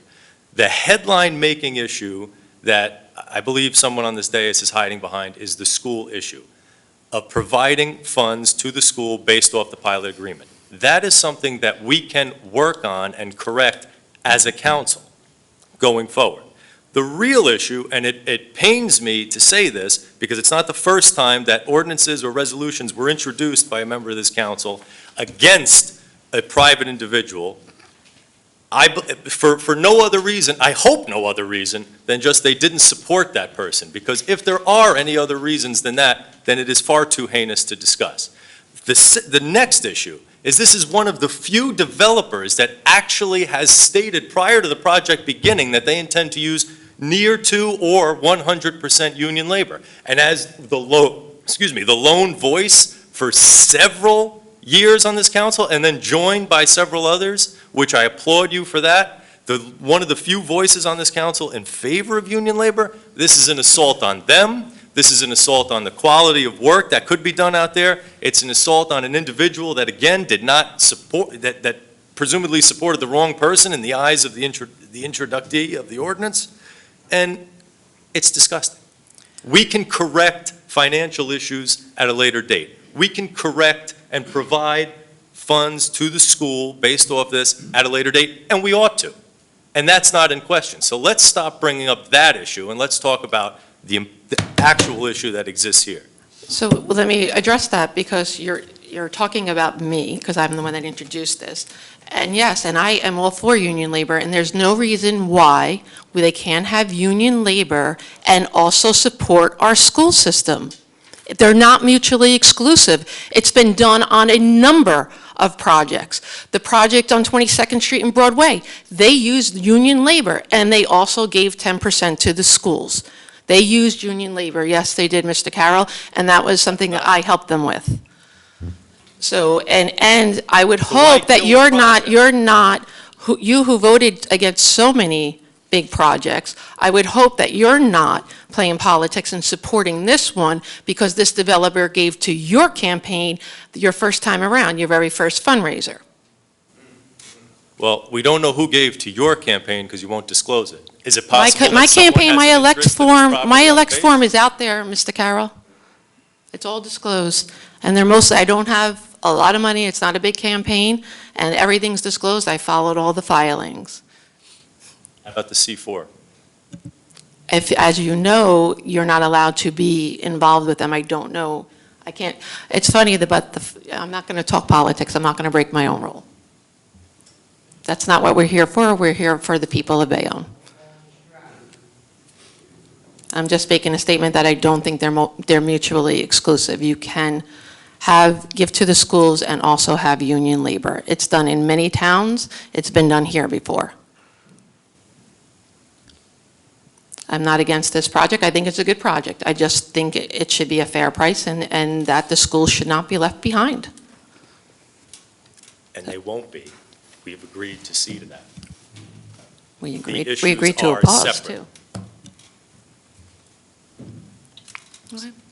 Okay, Madeline. Okay, well, with not receiving a second, we can't take a vote for introduction, but there is a motion on the floor from Councilman La Palusa regarding setting aside a portion of the percentage from the financial agreement. Would anybody like to second that?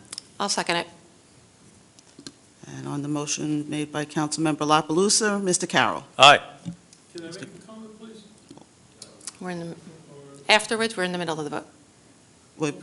Okay. Councilmember La Palusa? Again, being one of the people that are against a lot of the pilots because they do shortchange both the county and the Board of Ed, I'm very happy to give them the 10% in the way that we're doing it. So this way, there's still a project, and there's still 10% going to the Board of Ed, and I vote aye. Mr. Perez? Aye. Ms. Nadrowski? Aye. Mr. Morris?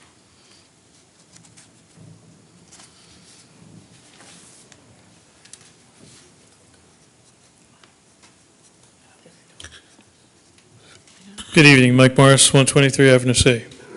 I'm in total agreement with giving the Board of Education 10%. I'd actually like to see 20%, but right now that's not feasible. Maybe in the near future, that could possibly happen.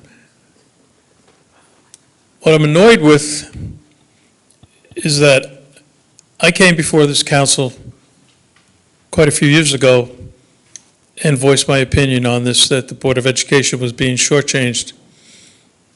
And I still remember some of my comments. I actually requested that someone, or maybe a few of the Board of Education members, come before this council to voice their opinions in support of what I had to say. Not one person showed up until tonight, I think Mary Jane Desmond came. a long time ago. Oh, okay. Well, she was, that's what I'm But saying. But other Mary than Jane that- Desmond did come from a board member. I specifically wanted someone from the Board of Ed. She One of was the at- answers I was given, I'm not going to argue it, but she was on the Board of oh, Ed at the time I'm when not she came. questioning that. Okay. That's a moot point as far as I'm concerned. One of the answers I was given is, oh, well, it conflicts with our meeting schedule. Well,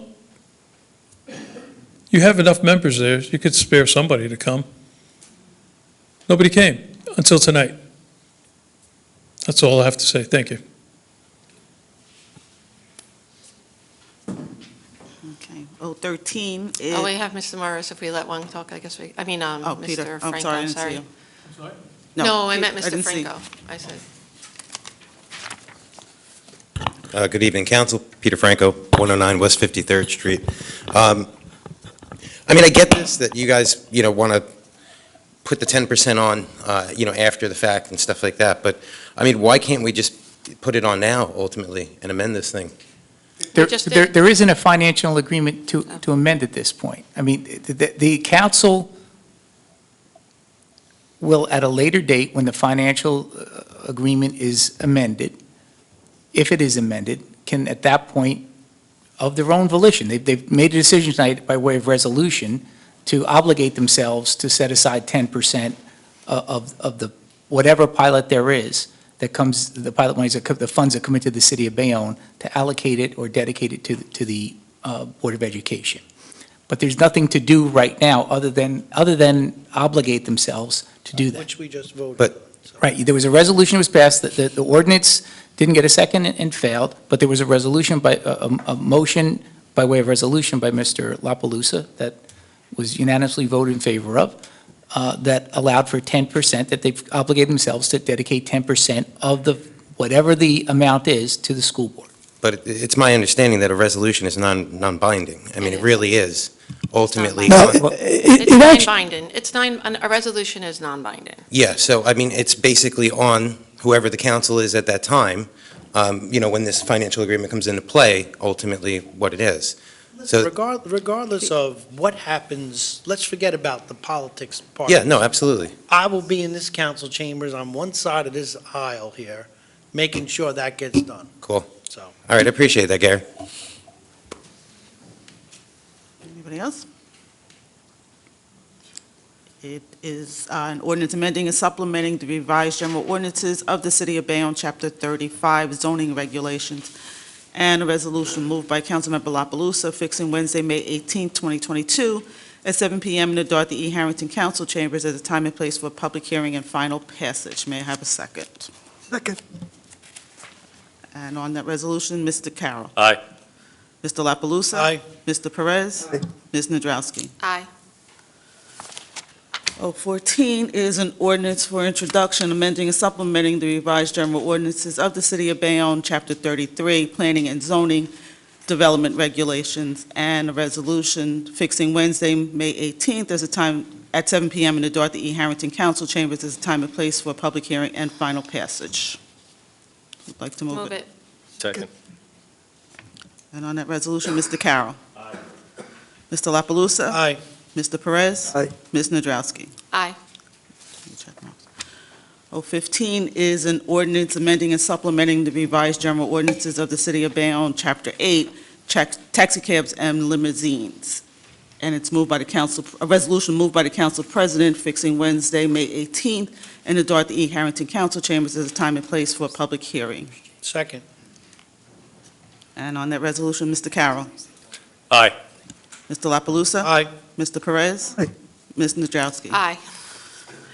016 is an ordinance of the City of Bayonne, County of Hudson, adopting the redevelopment plan for, they asked to read the whole thing, for the properties identified as Block 465, Lot 9, Block 466, Lots 1, 2, 3, and 4, Block 478, Lots 1 and 1.01, and Block 506, Lot 2, as shown on the official tax map of the City of Bayonne. And a resolution fixing Wednesday, May 18th as a time in the Dorothy Harrington Council Chambers as a time and place for public hearing and final passage. Move. And a second. Second. And on that resolution, Mr. Carroll. Aye. Mr. La Palusa? Aye. Mr. Perez? Aye. Ms. Nadrowski? No, I don't think the proper studies were done for this development and conversations had. Consent resolution is moved by the council as a whole. It orders the warrant, resolution ordering the following communications be received and filed. It covers C1 through C45.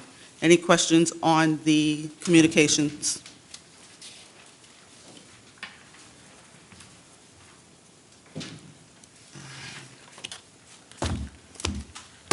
And on the communications, Mr. Carroll. Aye.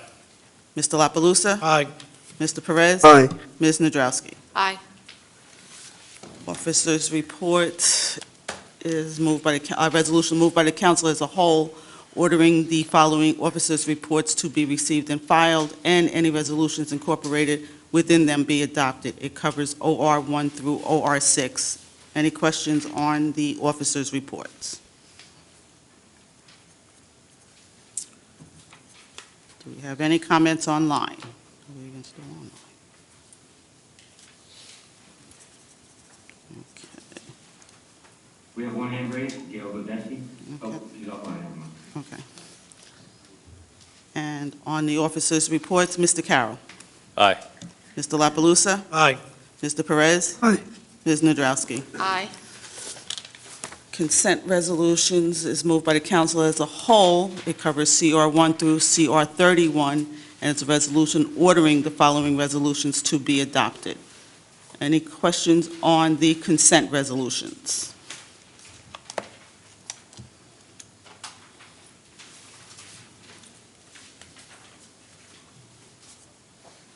Okay.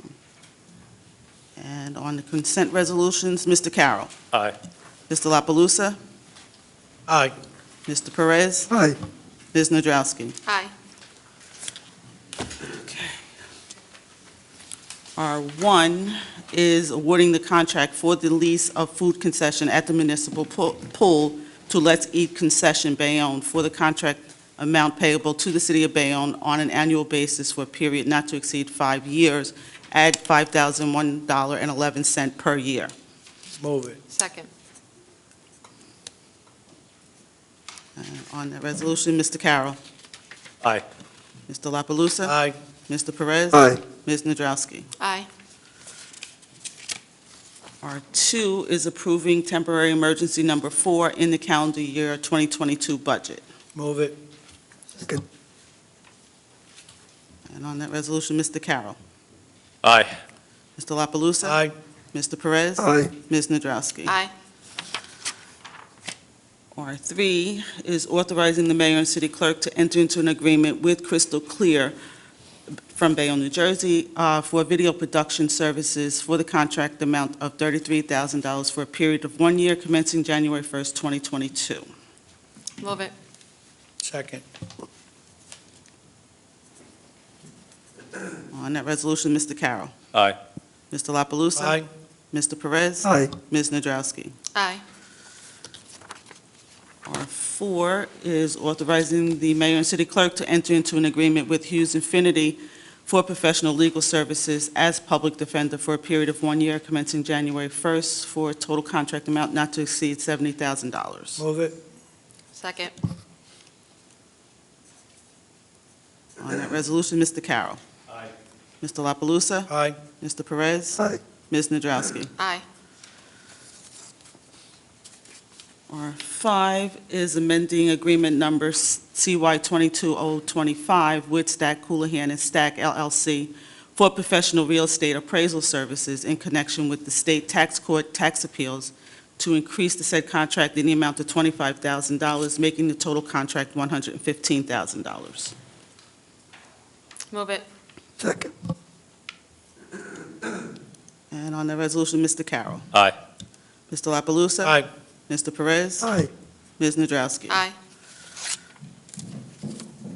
R6 is authorizing a stipulation of settlement with Palmer Asphalt Company with respect to the state tax court appeal and authorizing the city tax council, city attorney, CFO, treasurer, and tax collector to take any actions necessary to effectuate this resolution and the resulting judgments.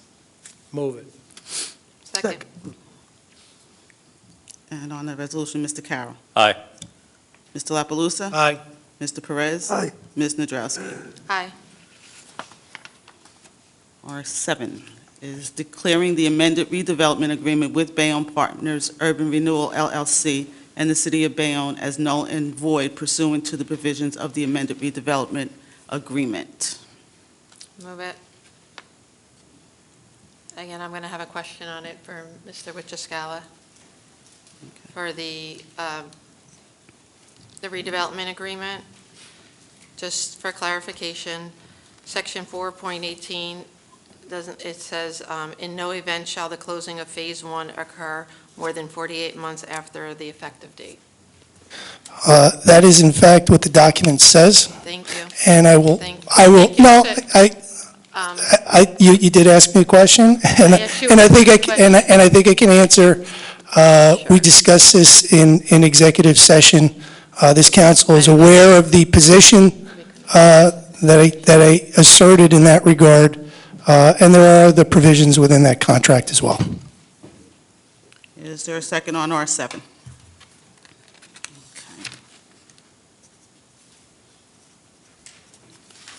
I think, so as we did before, and we introduced the resolution to add on to give to the schools. For this, I'd like to say, one of the things is that notice wasn't provided, so I'd like to make a resolution that we provide notice.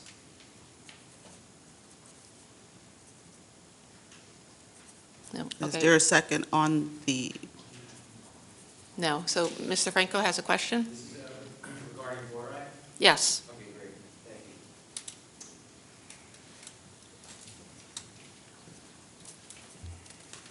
thank you.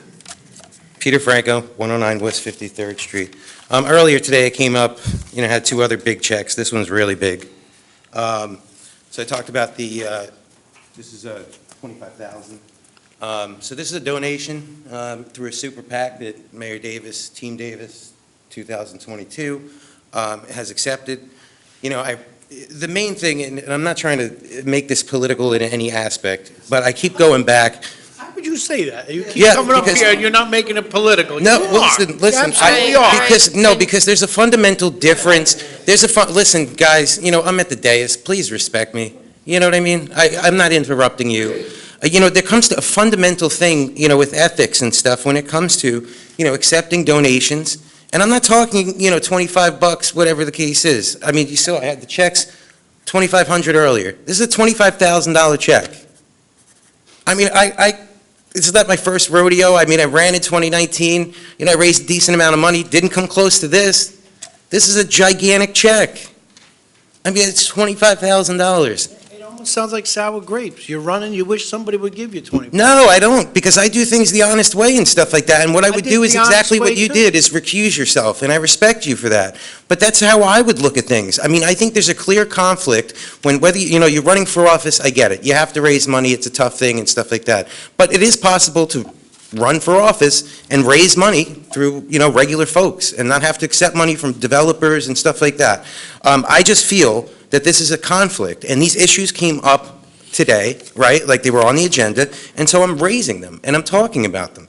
I mean, it just comes down to me, I feel personally, and maybe some disagree with me in the room, and that's totally fine.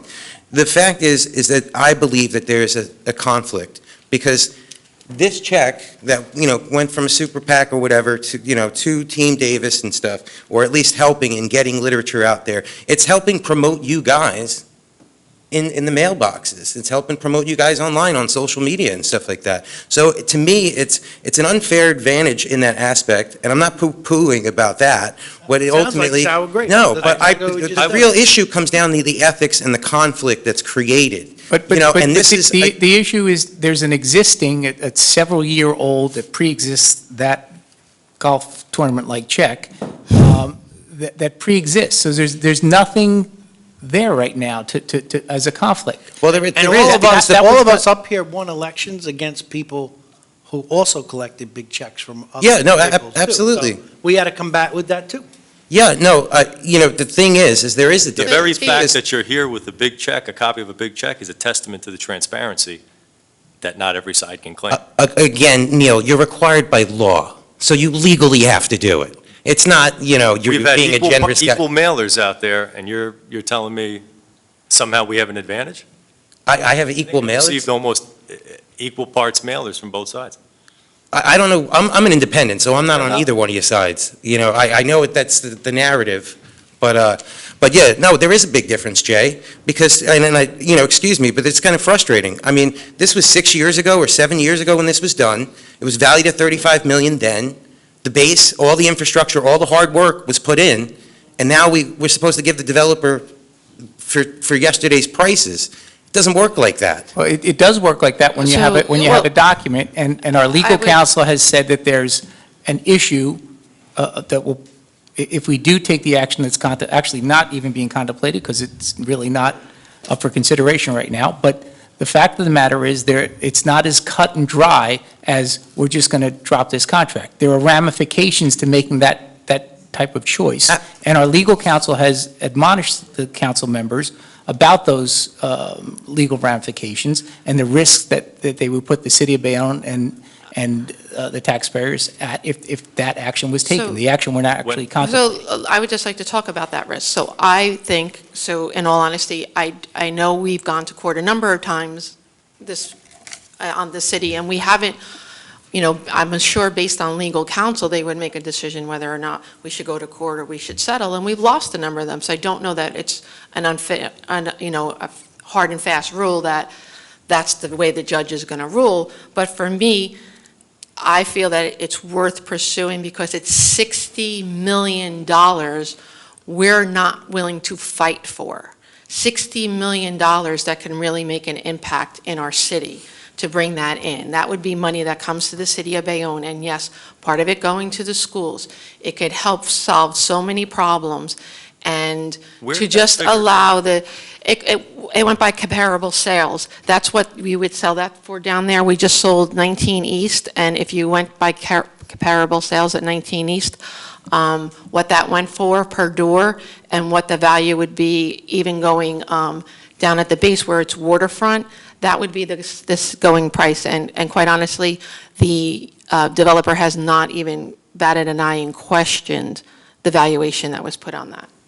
So it was done through the regular process of Because I door know- sales. I know it was printed in the paper, but it wasn't printed with an addendum explaining where that number came from.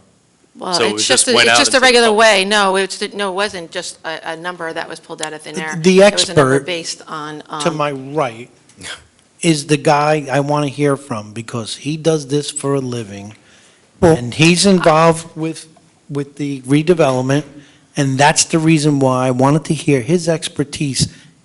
What do you think about the chances of winning a lawsuit on this? And his answer to me was... Councilman, yeah, God, you finish. Yeah, I think that really is appropriate. It's the reason we went into executive session, to discuss the documents, the merits of the documents.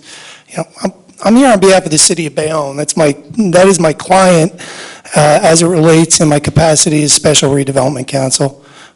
This council is aware of our position regarding the agreements, the provisions that are in those agreements, and our view relative to a likelihood of success on the merits based on those documents. I offered that up unless this council wants to just waive attorney-client privilege, as a group. But I think the council is aware of the position, the provisions that we did talk about, in executive session, discussing the potential for litigation in this regard. I'd be more comfortable in that regard, Mr. La Palusa, because that's a reason we do go into executive session, to discuss personnel matters, possible litigation matters, et cetera. Just one more question, if I can. In your expertise, sir, has there ever been a situation where we're talking about potentially fighting for, let's say, $60 million, if that's the number? Because, I feel, as a Bayonne resident, and again, that's a lot of money, let's take a shot. That's $60 million. You heard folks all night long, whether it's, animal shelter stuff, whether it's hunger-free Bayonne. There's a lot of stuff, in this community that money can go to. And I just feel like we got to at least try. If the market changes tomorrow, Peter. Yep. And that can change on a dime. On a Tuesday, twice in my lifetime as an adult, the world has changed for a decade. Wake up in the morning and the world changes. If it changes tomorrow, and because of what's going on in the world, the economy just drops right out the bottom, and now this property is worth 1/3 of what it's worth now. Do you think we'd have a chance at going back and saying we'd like to renegotiate this contract, or that they'd have a chance of coming back and renegotiating this? He wouldn't close. Oh, I think then what you were talking about compelling someone to close, would be our option. Because at that point, the tables are turned, and now you're left with, in your estimation, the ability to dictate to the purchaser that they have to purchase the property. Can At that point, the developer makes a determination that it's worth his while to walk away, that's one thing. But turnabout's fair play. In 2015, this much was built in Bayonne. You and I, we've had this discussion, and you and I had a long discussion one time about how much is too much, how much is actually going to get built, and when will the bottom fall out? And luckily, since 2014, when you and I started talking about this, it hasn't fallen out. It will fall out one day, but it hasn't yet. So in 2015, we were desperate, poor choice of words, but we really needed developers to come in here and essentially show their flag and say, we're going to commit to the city of Bayonne. And this was one of the developers that did early on. We had those 3 lawsuits. We had to settle with them. Do we had to do to get the development to move forward? Because from 2000 to 2014, one thing got built, and it stood out there like Oz for several years. Now you go down there, it's a different world. So like we talked about before, now is the time. Send a notice out, they have to close. If it's 60 days, give them the 60 days, and I'll propose that right now. I was talking about notice of default. I wasn't talking about notice of closing. Let's give him he's got to start, he's got to close. I think the admonition would be to a redevelopment council to move forward with the closing. There's no reason to get adversarial to make about that, it. Jay. I'm I sorry? don't think that's your role. I said I wanted a letter from the redevelopment council to tell them they're on notice that they have to close. If it's 60 days, I don't know what's in the contract, see whether it's 60 or 90, but they have to close. But I think, again, we can't talk about the particulars in closed session, but there are mitigating circumstances that would militate against sending such a letter. Other conditions of the contracts that have to be met. And so I think, and you're right, Sharon. So then This is not my choice. It's an admonition to our attorney to move I would like to forward. have a meeting about that, even if it's in closed session. Can I just... That's fine. Agree. Okay, can we let the finish here? Yes, I'm sorry. I understand this, we're talking about like 60 days, I get what you're saying, like lock them in or whatever the case is, and we'll take the 35 million now. But this was approved 6 years ago. So, have we gotten any revenue, anything, throughout this entire time? This developer's just kind of sat on this property, a project that was approved 6 years ago. No, the property still belongs to the city. No Okay. one has paid any taxes, and we are responsible for the upkeep of the property, and we have been maintaining it for the last 6 years at our expense. So, all right, so we're spending money ultimately on this property, and we've not collected anything from the developer. I just feel like, let's tack that on at least. At the very least, we've been dealing with this for 6 years. I think they should close, and moving forward from that point on, we can't just do something wild and say, let's try and get to 60 million, because there's so many other parameters involved, even the amounts of money that we could be liable for. It could be all their legal fees, it could be a number of different things. I'm told not to talk too much about what we said in closed session, so I can't say everything. Understood. But the number could be quite large. My point is, we should try. We should try to, maybe get them to pay a little bit more, something more, they're, just by sitting there holding it and not paying us anything, they may potentially, I'll go down a little bit and say, on the lower side, 45 million instead of 60 million. So by sitting on the property and holding it, and not having it be a productive part of the base like everything else has been down there, they've just made $45 to $65 million. It's interesting. I agree with you, Council President, that I think we need to try. And Jay, I think you'll appreciate this, because we had conversations back in the day, and I always objected, like you said, to some of the development, how much is too much. But one of your biggest things that you said was like, we're either going to fail fabulously by doing something or fail fabulously by doing nothing. And you'd rather fail fabulously ultimately. So you want to make a try, and so your attempt to try at this redevelopment has been somewhat of a success. So let's try here. Let's give, an opportunity. And I understand there's the legal parameters, but that's just But that takes it a risk reward. What we talked about years ago was, if we don't do anything, it's all over for Bayonne. Where we were tax-wise and development-wise, and this isn't the town, Ms. Floor is right. When I look through my 18-year eyes, this is still Bayonne. When I look at it through my 60-year-old eyes, It's a different Bayonne than I grew up in, no doubt about it. I pull down 43rd Street now, and I don't see Doolin's. I'm kind of affronted by that six-story building there that makes my 43rd Street look so small. But then I have to think about it, and Doolin's hadn't been open in like 30 years. It was just a lot that was embarrassingly kept, and what's there isn't what I grew up with and isn't what my memories are, but it's better than that empty, unproductive lot with the two businesses next to it. If I had grown up, if I was 5 years old and my parents bought a house on 43rd Street again now, I wouldn't know any different. I would think that's the norm. So, and that's what I think as an, I can't believe I'm saying, as an older man, I've come to appreciate that everything doesn't look like it was when I was 18, and it shouldn't. The world changes. And you know, I think I said this many years ago about Resnick's. It's just a subtle nuance. Jay from 43rd Street walks over and sees a 10-story building on 46th Street. What the hell is that? Guy from Brooklyn who's sick of paying $5,000 a month or $3,000 a month and come over, he might go, oh, what the hell is that? You know, like it's a subtle thing, but that's not what I was used to. It's not what Mrs. Flores was used to. But the world changes. I'm sure that our parents had the same problem with how Bayonne developed in the 60s or 70s. You know, there was too many houses, too many cars. I can't imagine saying in 1970 there were too many cars, but I remember my dad saying there's too many cars. So it's just a matter of perspective. Yeah, listen, I totally agree with you. It's definitely, risk and reward. That's what we do with these tax abatements, right? I mean, we're socializing the profits of developers to build things, So I just kind of feel like in that sense, like, let's take the risk. But the tax abatement, Joe Nichols used to have apoplectic fits up here because he would say, this is how many things got built without without the pilots.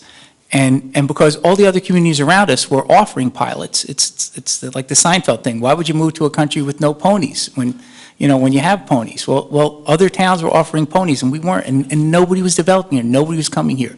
And I know Dave said Jersey City, was almost broke because of the pilots. No, when I was in high school at prep, it wasn't broke because of pilots. It was broke because it was a war zone down in downtown Jersey City. They couldn't give those properties away, and in order to give them away, they had to incentivize development, just like we did here. And you and I both had the conversation about at some point, and this council's come to that point, at some point, you don't have to incentivize anymore. It should be just enough for for developers to come here and pay taxes like the rest of us. No, I appreciate the insight and stuff like that, and just in saying, give it a shot. I just feel like if I understand the risk, but it's a lot of money we're potentially leaving on the table. I get it. The bottom could fall out, and it could be the opposite direction. But I'd rather go down fighting than just kind of giving it up. Thank you.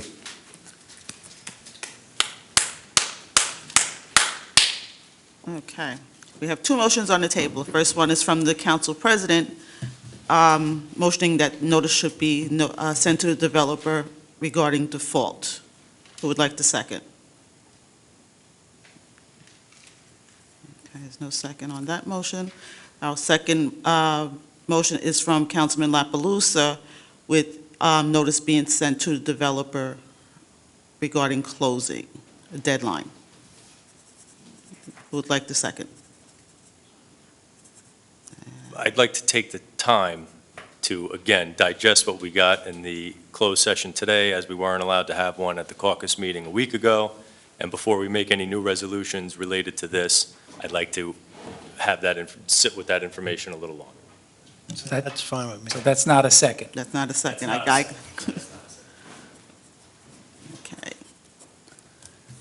R8 is a resolution moved by the council president authorizing the request for proposals for the redevelopment of the Bayonne Bay East District of the former Military Ocean Terminal. Who would like to second? And we're going to have no second on that.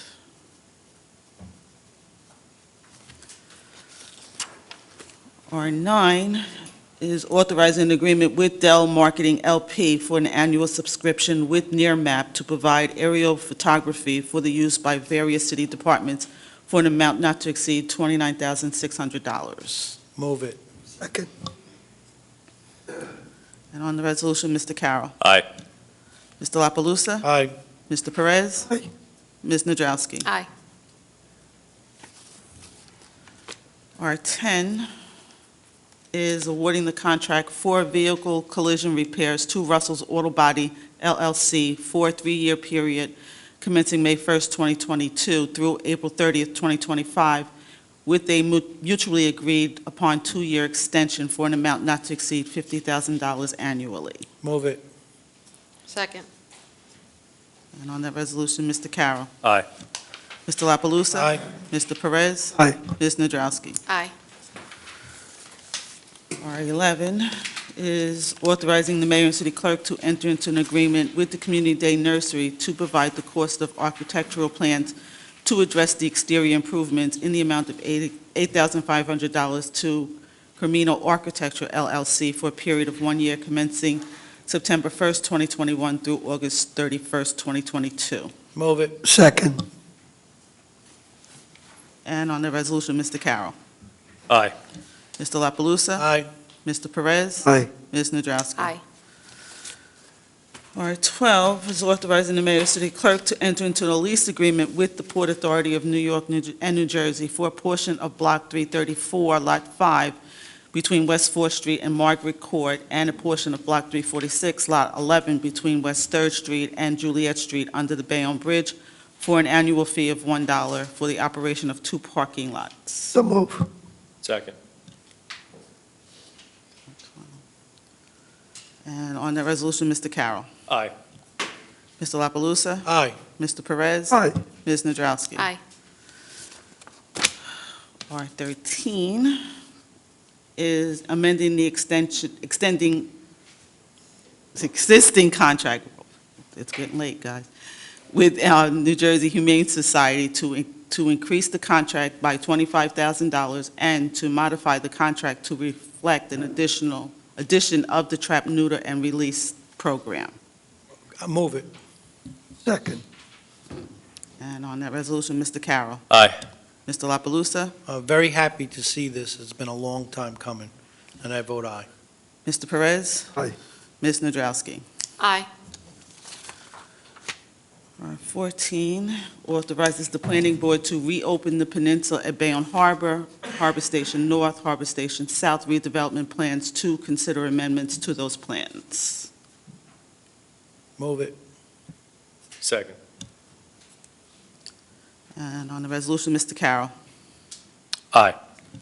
Mr. La Palusa? Aye. Mr. Perez? Aye. Ms. Nadrowski? Aye. R15 is requesting the DOT grant an extension of the time to award the bids for the New Jersey Department of Transportation Local Freight Impact Fund Award, LFIF-9, from January 18, 2022 to March 4, 2023, to allow LFIF 19 and 20 to be awarded as one project. Move it. Second. And on the resolution, Mr. Carroll. Aye. Mr. La Palusa? Aye. Mr. Perez? Aye. Ms. Nadrowski? Aye. Ms. Nadrowski? I said aye. Oh, I didn't hear you, I'm sorry.